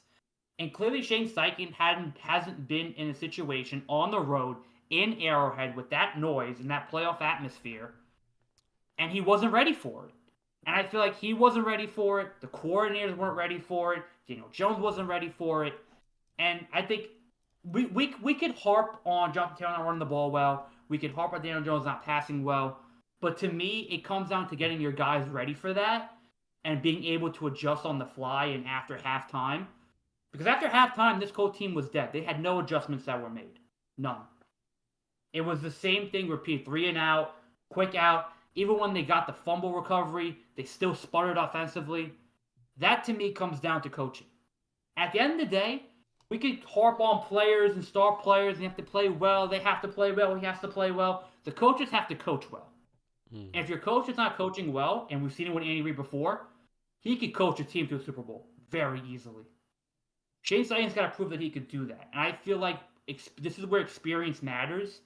Andy Reid knew exactly what to do in the second half of this game. Shane Steichen didn't. And that to me is what led to the Colts losing and the Chiefs winning. Andy Reid knew exactly how many yards he needed to get, what play to get Pat Mahomes, and where Pat Mahomes needed to throw the ball to, and who he needed to throw the ball to. He created routes for Xavier Worthy, he created routes for Rashid Rice, and he allowed Kareem Hunt to run the ball more. He knew exactly what to do. And Steve Spagnuolo did exactly what he needed to do defensively. He put pressure on Daniel Jones, he forced him to throw the ball deep, and he couldn't do it. If you can't make that adjustment as a coordinator and as a head coach, you're never beating the Chiefs in Arrowhead. You're just not. So could the Colts have played better? Absolutely. If they play this game again, could it be a different result? Absolutely. But the Colts, the one benefit I could see from them, that I could see from this for them, is that they could learn from this. Steve Steichen could become a better head coach from this. He can learn how to adjust on the fly and playoff intensity on the road. And Daniel Jones can know what to do with the ball now under pressure. They know when Jonathan Taylor doesn't have the ball where they can go to. They know in overtime to, not receive the ball for the first possession, respectfully. And he knows when to go in on fourth and down, when to go for it on fourth down, when not to. So there are learning chances here for Shane Steichen and the Colts. But the experience won out today. And in that fourth quarter, it was whatever Pat Mahomes and Andy Reid wanted to do with the ball. That was it. And that comes down to coaching.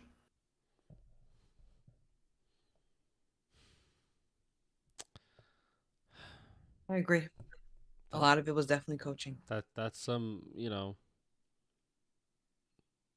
it's hard to, coach a team when you got this motherfucker, light-skinned Brady, doing some fucking bullshit on the sidelines. I'm gonna just say it. Patrick Mahomes was doing some dummy shit. Like, call it luck, call it Mahomie. I don't give a fuck. I don't care what you call it. Okay. The Chiefs, Chiefs are very lucky they skimmed by this game. I'm gonna keep it a stack.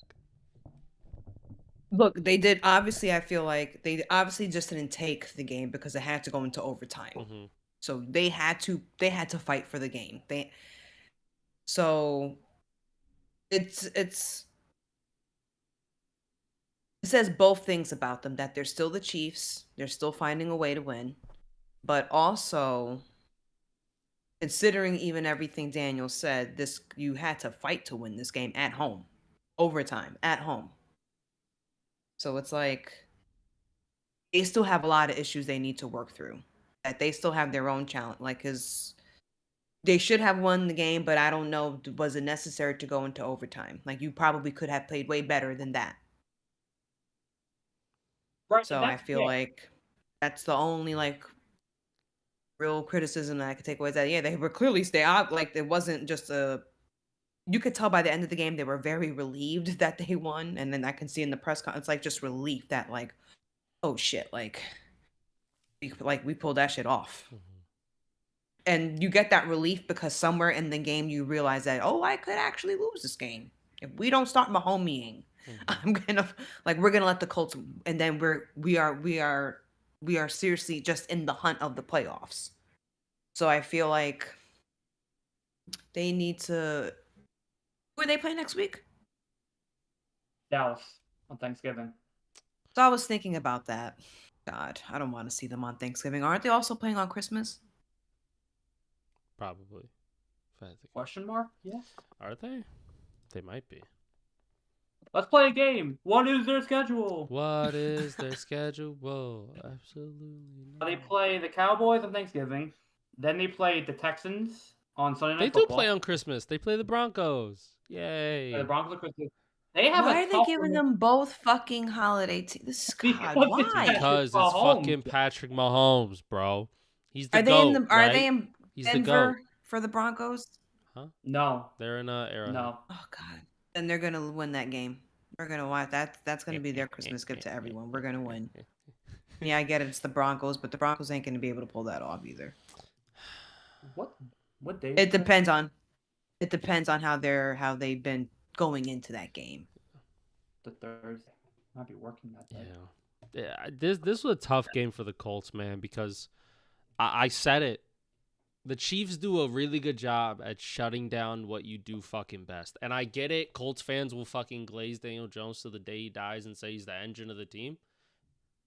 But when push came to shove, when they shut down Jonathan Taylor, what the fuck happened? Offense got a little stagnant. I feel Saying. like with better coaching, They could have gotten in a out of better that. situation, and under better experience, they find a way to get a first down here and there. They find a way to keep the offense, if not scoring, at least moving. Yeah. I'm not saying Daniel Jones needs to score in every possession, Mm-hmm. but you have to find ways to find first downs and get the ball into his hands more often. Find ways to get to John Taylor's hands more often. Be a bit more creative. I didn't see that today from them. And you know what that does if they are a bit more creative and find ways to creatively get first downs? It gives their defensive time to breathe. When you possess the ball only for a minute on offense, your defense gets what, like 3 minutes to fucking and then right back on the field, time to fucking chase around Patrick Mahomes for fucking 15 plays. Oh, fucking Patrick Mahomes escapes the pocket again. Oh, now I gotta fucking run around for this fucking Rashee Rice guy for 7 seconds. I can't guard for 7 seconds. Oh, they get pressure, but Patrick Mahomes ain't down yet. Oh, he looks fucking downfield. Oh, 40 yards. Oh, they can't get me. Ha, ha, ha. I've had time on the sideline. You know what I mean? Like, it's just... He's the gingerbread man who just gets away. And it's it's way less consuming on your energy to play offense than playing defense. When you're playing defense, your energy gets zapped. When you're playing offense, you get a little adrenaline. Like, ooh, yeah, let's score on these motherfuckers. But being like, fuck, I gotta chase this motherfucker around again. Fuck. All right, I know I'm in peak top shape, but I'm tired. That's why they didn't have balance, because They didn't. you saw that they were in the beginning, the first half, they were, they were up. They were cooking. But they couldn't stay up. So at some point, the offense, their adrenaline dipped. Son, 42 They came minutes out of of possession, bro. flat and they couldn't adjust to it. I think Andy Reid made halftime adjustments real quick, and Steve Steichen just couldn't. That's where the game was lost. And I'll stick by that. Yeah, I agree. What's funny? You know what's funny? Yeah, so they're gonna beat Dallas. You think they'll beat Dallas? I think they'll beat Dallas. Yeah. Now, I don't know, Jim. Okay. Now, Jim, I don't, All right, calm down. because Dallas came out today and got an upset, down 21-0. So let's see you, unbiased Giant fan. They look good. Dallas played pretty good. They look pretty good today. George Pickens is the man. CeeDee Lamb is the man. Dak's the man. The defense surprised me a lot.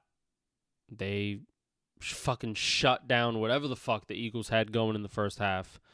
Eagles couldn't do anything on offense in the second half. Nothing worked for them.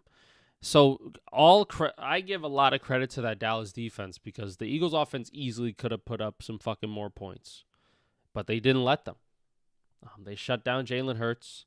And the passing game in the first half was pretty fucking good. Jalen Hurts was looking good. They really couldn't run the ball that well in either half. So Jalen Hurts was doing a really good job in the first half of passing that rock and getting A.J. Brown involved and Devontae Smith and all these guys, right? The plethora of weapons that they have. But then the second half came around and then laid an egg. Couldn't run the ball. Couldn't pass the ball. They get them in 3rd and long, and the Eagles fucking suck there on 3rd down. They have the worst, almost, I think, the third to last worst conversion rate on 3rd down. They're awful. So if you get them into 3rd downs and you stop them on 1st and 2nd, you have a fucking really good chance of beating them. And then fucking George Pickens is fucking making catches over 3 guys. And CeeDee Lamb is catching the ball. Then Javonte Williams is running good. And then Dak's fucking flipping into the end zone. But that defense of Dallas, man. They kept the Eagles at bay. And that's what you got to do to them. You got to be really good on defense because they can fucking wash you out. Because the Eagles' defense is so good. But when the offense isn't giving them time to rest, once again, another offense that didn't give their defense time to rest. And look what happened. They came back on them. You're tired. You can't cover. These guys have energy. They have life. They have juice. Oops. 3rd and 8. 4th and 5. Okay, get the fuck out the field. How long has it been? 45 seconds? Crazy. Wow. Okay, go fucking run around to fucking chase Dak now and George Pickens. Yeah, have fun. You're not setting up your defense for success. So the Eagles' offense needed to do a better job at that, and they just couldn't.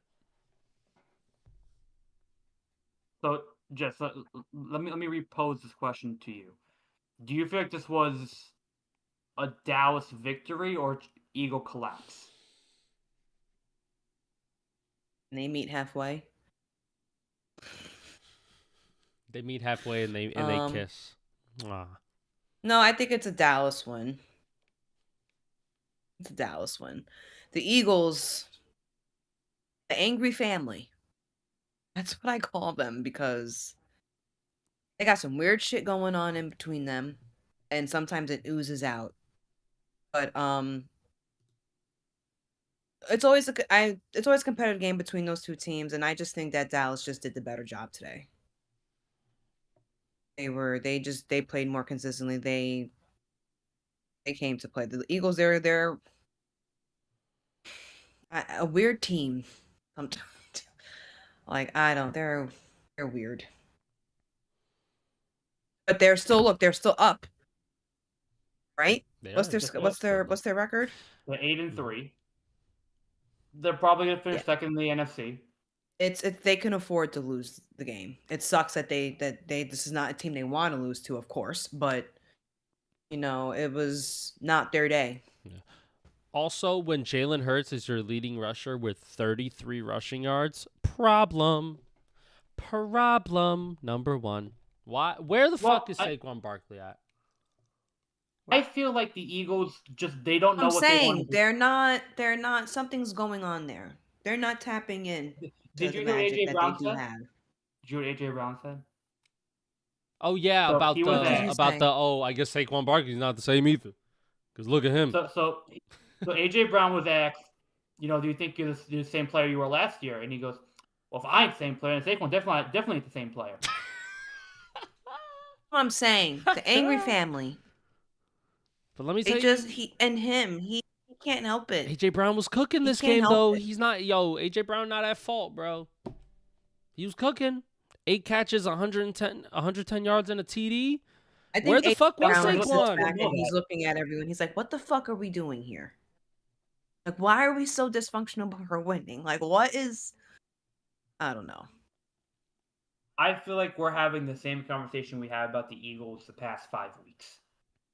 This offense is sputtering. They don't know whether they want to be a run offense or a pass offense. And when they're a pass offense, they're not good. But they can't run the ball. That's why I said that they were weird. They're kind of like, you can't really know what the fuck what do we do with you? You're obviously good, but are you good? Their special team's legit. Their defense is legit, but their offense is sputtering. But they're dangerous in the playoffs. Cohesion. I don't know. They'll make it to the playoffs, and they'll probably end up They may struggle through the playoffs, but I think they will go deep in the playoffs. Hey, listen, if they can't run the ball, they ain't going nowhere. Respectfully, you got to be able to run the ball effectively in the playoffs. That's what made them so Maybe with dangerous.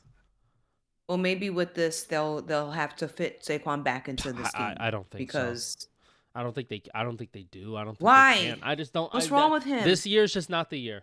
It's just not. I don't know what it is. Like fucking he's still amazing, right? But when fucking Well, then what is it? when Jalen Hurts has more rushing yards than you, we have a fucking problem. Big time. Big time. And they were up. Where's the runs? Where's the running when we have the lead? What happened to that? I like there's Here's a fun question. Here's a fun question. Talk to me. If the season ended today, they play the Packers. I remember Green Bay almost beat them last year in the playoffs. How do you feel about that matchup? Wait, you said Green Bay? Green Bay will play the Eagles in the playoffs right now. Season ended today. It would be an ugly game. Green Bay could actually like run the ball. I'd lean Green Bay a little bit. 52 to 48%. I'd lean. I'd be sweating my pick though. I'd be sweating it just a touch. The Eagles play the Bears on Black Friday. That's a Black Friday game. Mm-hmm. They'll probably beat. I mean, well, Bears won today. She stopped. What's this? What's this? Is Daniel right about another take that he had last week? Are the Bears a good football team now? They are a good football team. I think they lose to the Eagles though, respectfully. Okay. I think the defense is really good, and I think the offense could turn it up. Well, I think the Eagles want to rebound from losing from Dallas, so I think that they will take that frustration out on the Bears and will win. Chicago's got momentum. They do. Kyle Manung guys looking pretty good right there. DeAndre Swift. Caleb Williams passing the ball. Colston Loveland. DJ Moore's getting involved. Roma Dunes, they got some weapons. That defense is okay. Caleb Williams, I'm moving up the list. Caleb. Where are they playing? Quarterback. Chicago? 1 second. Please hold. I don't know. Please hold. Philly. They're losing. Okay, moving on. No, I do think Chicago I think Chicago right now is being very underlooked at right now. I think they have a very good team. Their defense is very good. They beat a very gutsy Steelers team today, albeit without Aaron Rodgers, who owns that franchise. So I like the Bears. I think they're a decent team. I like how they're playing. I like their run game. Their defense is a bit better than meh. But that offense is humming right now. So I wouldn't take them lightly. And that division is also cooking as well. Are the Steelers cooked? I don't know how I feel about the Bears, Yeah. yo. I like the Bears. And I think that they are playing really well. But there but there are some there's a lot of one-score games on the schedule, yeah. And I know, you know, you're winning it, so it's cool. But in the playoffs, But I think for this franchise, they're just looking for some wins. Yes. Like I think listen. I think the coach is like, let's just get some wins under our belts. Like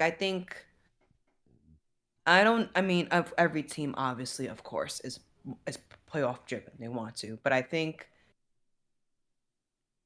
they just need some wins right now.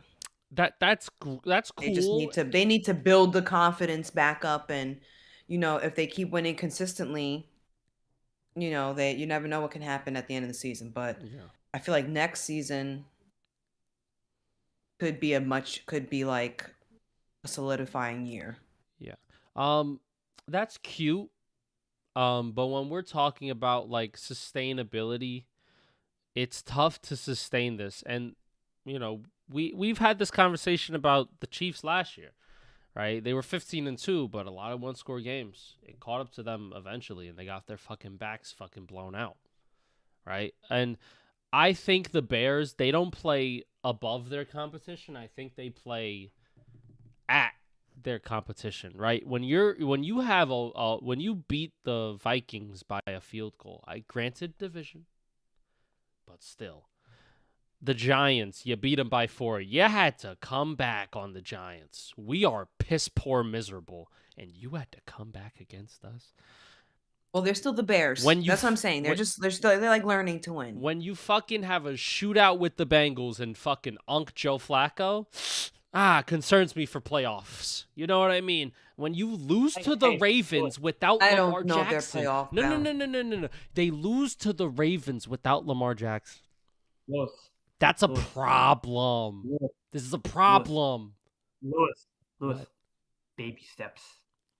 They're taking baby steps as a franchise. They've been doing it for 5 years. They've been growing this. Okay. Slowly. So baby steps. So you know what? Baby steps. They get to the playoffs, bounce right out in the first round. Baby steps. That's fine. Baby steps. I'm not saying they're going to go deep in the playoffs. I'm saying right now, I like how they're playing, and I like them to win the division right now because of how they're playing and how the division is playing out. That's what I'm saying. That's my hot take. That they're going to win a division. I'm not saying they're going to win a playoff game because they're probably not. I don't think that's. Like I don't think winning the division right at this point. I don't think them saying that they'll win the division like the last 2 weeks, saying that they'll win the division. I don't think that's the hottest take. It's not that hot. It's cool. It's cool temp. It's high. You know what I'm saying? They got to play Green Bay and they got to play Detroit one more time. So everyone in that division is 7-4 except for the Vikings. That division's out of its mind right now. Oh, fucking, Minnesota. What happened to them? You know what's funny? Yeah, they should have kept Sam Darnold. Ain't that funny? Hey, all I'm saying, JJ McCarthy, moving down the list very quickly. Was he high on my list? Was he even high? No. I don't remember where I had him. I don't like him in low 20s or like high 20s. I had him at 25. Yeah, he's moving down a little bit. Yeah, he's moving down. Respectfully. Oh, that's your midseason ranking. Oh, I'm stupid. Where's mine? Oh, here's mine. Here we go. Oh, I had him at 27. Yeah, he's perfect there. He's perfect. 27, baby. Come on. You had him higher than me, Daniel. All right, calm down. What are you smoking? Crack. You know what we're going to talk about today? We're going to talk about the Jets. Oh, fuck. Yeah. I didn't watch this game. Enlighten me about the fucking horridness. I feel like this game just happened and no one cares. Thank God. And we were busy, so I didn't get to watch most of it. I caught some of it, because I did have my laptop open, but I couldn't pay too much attention to it. And I mean, got us. Are we surprised? I got us. I fell asleep for the whole first quarter, but I got us. Go ahead. I was sleeping the whole first quarter, but I got us, bro. Don't worry, I got us. I'm not mad. I'm not disappointed. All right, I'm in this weird state where I actually think team played well. Tyrod Taylor looked good. It looked functional. It looked like this whole idea that Aaron Glenn is building could work. They had a 10-7 lead over the Ravens. They held the Ravens to no touchdowns in the first half. I couldn't explain it, but they got screwed by the referees in this game. Like they did. There was a bad PI on Mark Andrews. If it doesn't get called, the Ravens drive sputters out. Breece Hall fumbles the ball at the 1 yard line. And there was a bad face mask called on one of the Jets O-linemen. Those 3 plays were 3 different drives that the Jets could have scored or stopped the Ravens on. I think this Jet team, for the first time all season, I could genuinely say, had a chance to win this game if it wasn't for the referees and bad coaching. Or bad, this is where this team has to learn how to win. Breece Hall cannot fumble the ball on the 1 yard line. You cannot get a bad PI call when it's 3rd and 14. You cannot hold when you're in the red zone. You know what I mean? Like, these are learning things that the Jets need to do so they can learn how to win. That's a good thing if I'm saying that about this team this late into the season. That I legitimately got a feeling they could win this game and beat the Ravens if certain things went their way. But of course they didn't, because they're the Jets. But again, I don't feel like I'm angry about it. Mm-hmm. I'm not disappointed about it. I think they played a really tough game today. Mm-hmm. They got to Lamar Jackson. They did their best against Derrick Henry. And they didn't get blown out. And they actually kind of scared Baltimore a little bit here. I'll take that right now. I think with Tyrod Taylor, not the franchise quarterback, I'm not saying that he is, but if you're able to get a quarterback like Tyrod Taylor, who's a lot better than Tyrod Taylor, I think we have some chances here. Yeah. John Mechie III played great. You can see how he fits into the scheme. Adonai Mitchell had a couple of chances here and there. You see how he fits into the scheme. When Garrett Wilson comes back, you have Mason Taylor already there. I think you legit have a decent team here. You do. Yeah. Yeah. But I think it came down to a couple key plays that don't go the Jets' way because they're the Jets. And they still lost the game regardless. But this is something I think can be built upon. So go ahead and tear me down. You're right. Jets do have talent. They have pieces, right? They're not like completely talentless. If they had a better quarterback, things would be different. That's it. That's all. And sometimes that's all it comes down to, yo. If the quarterback is good, a lot of shit could be going bad, but that guy can make up for it. Listen, I still stand by my take. This needs to be a two quarterback offense. All right. Tyrod Taylor throws it. Justin Fields run it. All right. That's all you need. All right. And you can make it work. Well, on a better team's news, the Ravens are now leading their division. They're now leading the AFC North, and they're in the playoffs. Once Lamar Jackson came back, start winning games, shit's sweet, everything's cool. They're better than the Steelers. They'll just make playoffs. Yeah. They'll be probably 3rd seed, maybe 4th seed. Who knows? They'll just win. You know what it is? Fuck it. Why not? Lamar's playing at like 60% health right now. He's not even at like 100% right now. And this team's just continuing to win and dominate. They got their quarterback, yo. When he's in the game, he elevates them. He just does. Doesn't matter. As long as he is in the football game. Just got a little bit more juice. I mean, they just run a little bit crisper routes, right? Defense plays a little bit harder. Now, granted, who have they played? Let's go to their schedule. Let's see. Who have the Baltimore Ravens played recently? Let's see this. The Jets. Browns. The Browns. Vikings. Dolphins. Pretty Bears. shit. The last 4 games, shit. It's awful. They played bad teams. They should win. When Lamar Jackson is playing awful teams, you should win those games, and they have. By hook or by crook, they beat the Vikings. By hook or by crook, they beat the Browns. By hook or by crook, they beat the fucking Jets. Smacked the Dolphins around. And you know what? Yeah, they'll probably beat the Bengals. Close game. Probably beat them. Who else do they play after that? They play the Steelers. Hook or by crook. Close game. They probably win too. It doesn't matter. When Lamar's in the game, they are just unequivocally the better team. Doesn't matter. They're playing well right now. But granted, they have played shit comp. So when we see them play like the Packers or the Patriots, then maybe we can judge. Because in the beginning of the season, I'm not going to lie, they played the Bills, Lions, Chiefs, Texans, Rams. Fuck. That's hard. That's a tough schedule. That's tough. Then they played the Bears, which kind of fraud checked them a little bit. Just a little bit. I don't know, man. Beat the Bears. Best team in the fucking NFC North. Best team. Beat the fucking. Then you played the Dolphins, the Vikings, and the Browns and the Jets. Like, I'm not really ranking that highly, but you're winning. So maybe, you know what? Maybe they just had a fucking really tough first, like, fucking 6 games. It was really tough. Pretty tough first 6 games, right? You play good-ass teams like the Texans defense, Rams, Chiefs, Lions, Bills.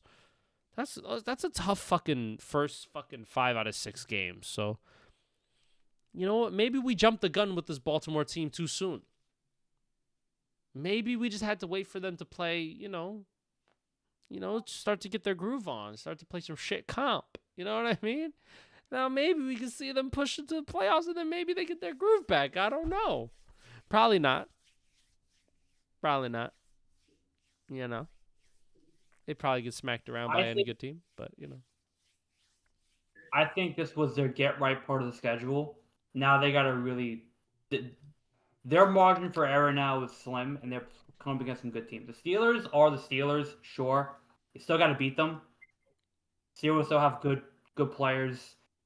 It's division. You got to win those games. You play the Packers, you got to beat the Packers. You got to prove you can beat the Packers, beat a playoff team. Mm-hmm. Same with the Patriots. You got to prove you can beat a playoff team. So until we see that, the book's still out on them, in my opinion. Fair enough. I agree. Those Giants, Lewis. How about those Giants today? You know what? Yeah. Jameis Winston. Fantastic. He's awesome. He's a great guy. He caught a touchdown pass today. So that's fun. Yeah, he caught one. I know. That's how fucking good we were doing against the fucking Lions. We had 2 trick play fucking touchdowns. Wando Robinson had himself a game. Played fantastic. But then you know what happens. You know what's funny? I texted in the group chat.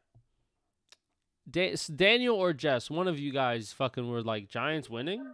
Question mark. And I was like, but wait. That was Daniel, because I didn't know that they were winning. Yeah. I was like, what? But then I was like, but wait, the 4th quarter is coming. So I don't know. We may start losing. Like 2 plays later, Jameis Winston just throws an interception. We'll give the ball up. We get scored on. Tough shit. You know what I mean? And then, we give up the field goal. Go to OT. Immediately, Jahmyr Gibbs scores a 69-yard touchdown. Nice. And then, we just can't score. Are we choking effectively? Yeah.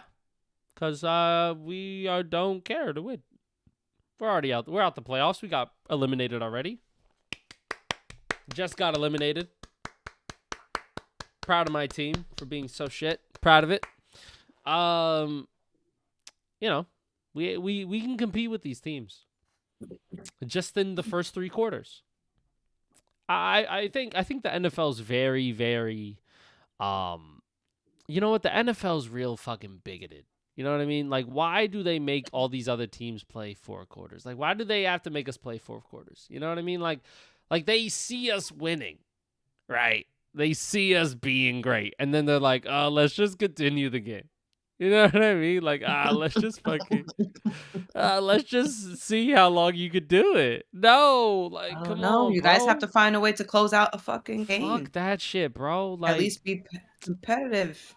Oh man, just end the game after the 3rd. End the game after the 3rd. Mike McCarthy was the coach. They probably win these games. If you get Mike McCarthy, you're probably gonna win a Super Bowl. Yeah, you really are. I like that. Just I like that.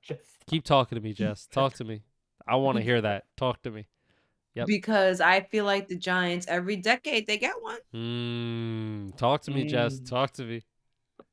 Talk to me.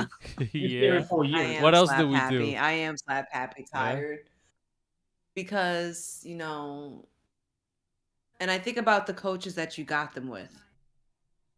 And I feel like Mike McCartney is a proven. He's got a Super Bowl. Mm. I think he will be able perfectly fine in handling New York media.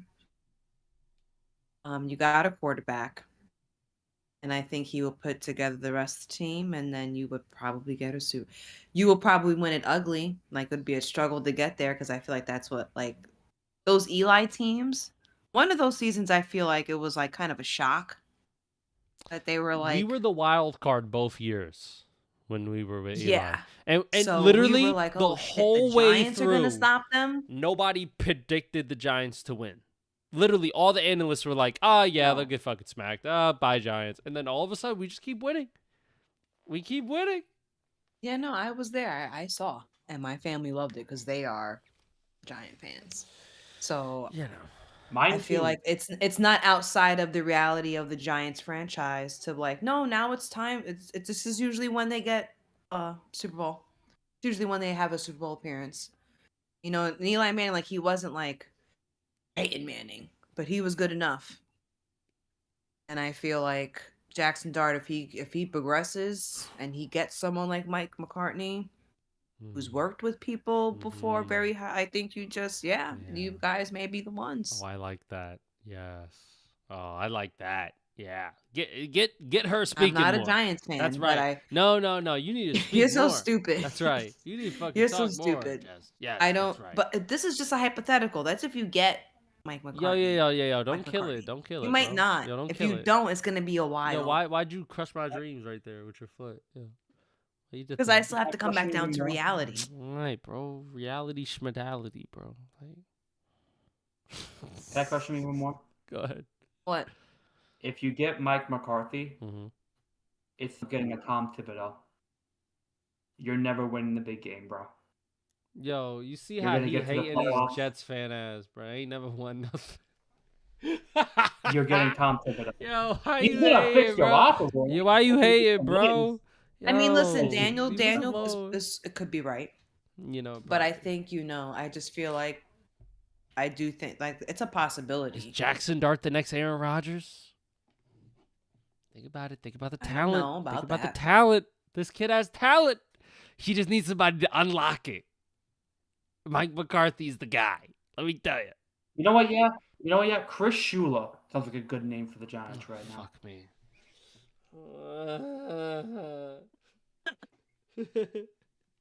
I want to die in a video game. Ah. Lou Amarillo sounds like a good name right now for the Giants. Give me Mike McCarthy. Or no. In a perfect world, Don't say it. There you go. What? See. Sean McDermott, yes. But here's the problem. because the Bills are gonna fire Sean. Please. According to Daniel, the Bills are gonna fire. Please. They've had it. Okay. How dare you take us to the playoffs every year except for one? Yes. So they'll Right. fire him, and But he guess still what? wants to stay in New York because he already lives in New York, Hey, and hey. he has Jackson Dart. Yes. And what? then there goes then that motherfucker will get you a goddamn Super Bowl. Yes. And guess what? Brian Dable can stay on the staff. He can be the OC again. Whoa, fuck him. Bald fuck. Fuck Dayball. Call him Daybald. I think if you get either one of those coaches, you would probably be on your Super Bowl way at some point. No, you're probably The Giants just do that. You're probably right, but we won't do that. We'll hire some fucking special teams fucking coordinator or some shit. Fucking shit the bed again Hey, for the Bill next 3 years. Belichick recommended him, okay? Bill Belichick said he was a good Well, coach. fuck Joe Judge, bro. We'll fucking get Josh McDaniels again and he'll fucking shit the bed again. Why not? Fuck it. Mike Kafka will become the fucking permanent head coach. Just watch. That's how fucking I shit would we love are. that. I would love that. Ugh. That'd be great. You love that because you love to see me in pain. That's Yes, why. that's true. Fuck that shit, bro. We should probably move it along. It's almost 1 o'clock. Shador Sanders started today. He did. He played good. Hey, you know what he Guess did? what? I didn't see. I have no idea what happened. He in that game. won. On my Oh, wrist, perfect He timing. won Put 24 that to AP 10. on my wrist, I stay He played shining. really good. I know my bust down Good my against the wrist, Raiders. perfect timing. AP on my neck, stop. they shining. You know, hold on. Pretend to be the media, Daniel. Pretend to be the media. I'll be Shador. And then we got the hater over here, Jessica, Hayden. All right, what's up, y'all? Shador, pretty good game today. Won 24 to 10. How you feel about the win so far? Yeah. You're the first Brown rookie to get a win ever in his first career start. How does that make you feel? You know what I'm saying? You see that? That's God's timing right there. You know, they didn't want to see me in the league, but now I'm here. You know what I'm saying? Yeah, Geno Smith is ass, bro. Like, come on. Shador. I'm going to bed. Yeah, keep going, Daniel. Shador. Mhm. You know, you were a fifth round pick. You know, wait to say all the criticism that you got, you know, coming out of the draft, and now you got your first real victory as an NFL quarterback. How's it make you feel? You know, they want to hate on me, but all I do is stay shining. That's it. You know, they want to hate on a guy whose father helped him. You know, God forbid I got a dad in my life. You know, so you know I just think it's people they don't have nothing going for them in their lives, so they want to see a young confident man stoop down to their level and be mediocre like them, but I'm not. And then if I've been waiting on this for a long time, man. I've been waiting weeks for this, man. Months for this. And I got my time, and you already know what I said. It's perfect timing, God's timing. Word. Yeah, Shador. Last question, Shador. Defense looked pretty well today, you know, giving up only 10 points to the Raiders. Do you feel like, you know, a lot of credit goes to your defense as well today? Myles Garrett had a big game as well. How do you feel about Myles Garrett and your defense and how they played today? Yeah, my defense, man, they're great. You know, I'm just glad I didn't have to, you know, have Myles Garrett sacking me, you know, because that would be awful. But yeah, you know, all credit, glory to God. You know, the defense showed up. I showed up, you know, on time, perfect timing, just like I said. Shut up. And, you know, we just trying to ride high until the next week. You know, we're trying to get better every day. Perfect timing. You know what's crazy about this game? What? It proved one thing. Hmm.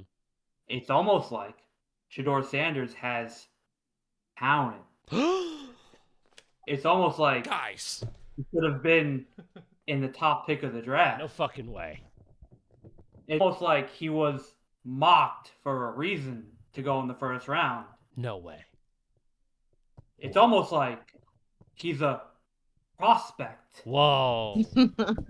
Are you saying that Shador Sanders has talent and that they ostracize him from getting picked in the first round or second round or third I'm round? not saying all because that. he's They too hate his brash father and so they fucking much hate his that they made father and sure that his his ass interviews didn't crashed go and well burned in the fifth round. because of maybe his attitude, but also they just can't handle a young confident man who knows his capabilities and who's on God's time and perfect timing. Bust down on my wrist, AP. Come on. They don't want to see a young man shining. That's what it is. They haters. Just like Jessica over here, hating. I'm not saying all that. But Wasn't beaten. no, he played well.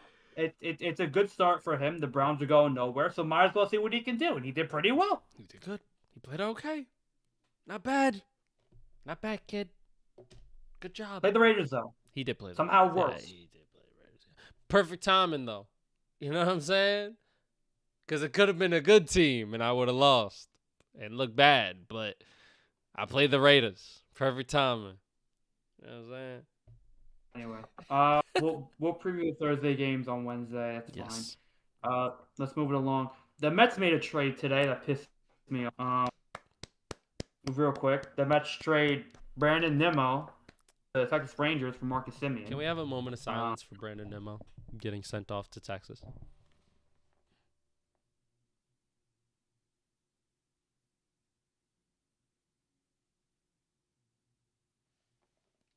Thank you. Thank you. That's right. I missed my thing. I miss my Pookie Bear. My Nemo. I miss him. I miss my Nemo. Look, the Mets are gonna have a very interesting offseason. Maybe I'll make a video about this, but they wanted to shed some payroll. They wanted to open up an outfield spot. They wanted to get better defensively at second base. I guess Simeon does that. The guy hit 230. He's 36 years old. Meh. He's got 3 more years left. Brandon Nimmo was a franchise guy. You just kind of outed him like this.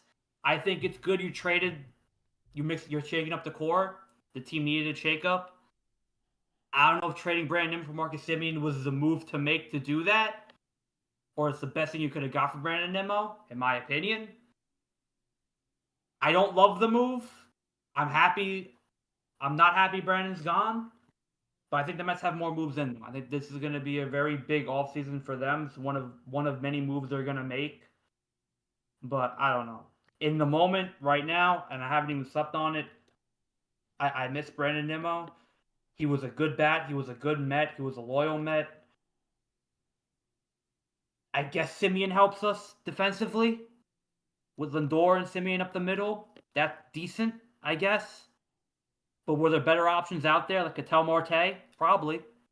Than a 36-year-old guy who can't hit? Probably. That's my opinion. That's what I'll say on that. And the last thing we'll do, shout out to Gotham FC, the NWSL side from New York. They won the NWSL championship last night. So shout out to Gotham FC. It's their second title in 3 years as they beat Washington Spirit 1-0. Shout out to Gotham FC. Yay. That's the women's team, yeah. That's the women's team. Yo. Okay. I wanted to make sure I was. Gotta clock it. Clock it for the shorties. And NYCFC won their playoff game today as well. They're playing Inter Miami next weekend. I don't know the date yet. But that's going to be the conference finals. Let me tell you, right now, they wash them. So they're playing Messi? They're playing Messi in Miami. They wash them. They beat the number 1 seed today in Philadelphia. The Philadelphia Union beat the number 1 seed today, 1-0. They wash Inter Miami. They smack them. They smack them 2 goals to 1. They smack them. I hope so. Listen, bro, it's good. NYFC is missing their best player because he tore his ACL on international duty. Because they played in Haiti, where the grass wasn't grassing, and our striker, our best player, tore his ACL. So that was fun. Oh, that sucks. And FIFA came out and said, "Hey, don't play on that field. It's bad," and they played on the field anyway. So that was fun. And also, one of their better players, in Andres Pereira, his leg went that way. Was supposed to go that way. So he's out for the rest of the season as well. Yeah. So we're missing 2 key guys. We're playing Messi. It's going to be tough. It was tough today. Hopefully they can pull through. But they did it. They won today. They beat Philly. Fuck Philly. If you're from Philly, you're a Philly fan. Fuck you. Fuck Philly, bro. Piece of so, shit. New York, stay on top. That's right. Amen to that. New York is blue. Always going to be blue. We're forever will be blue. Period. But yeah. That's right. That's going to do it.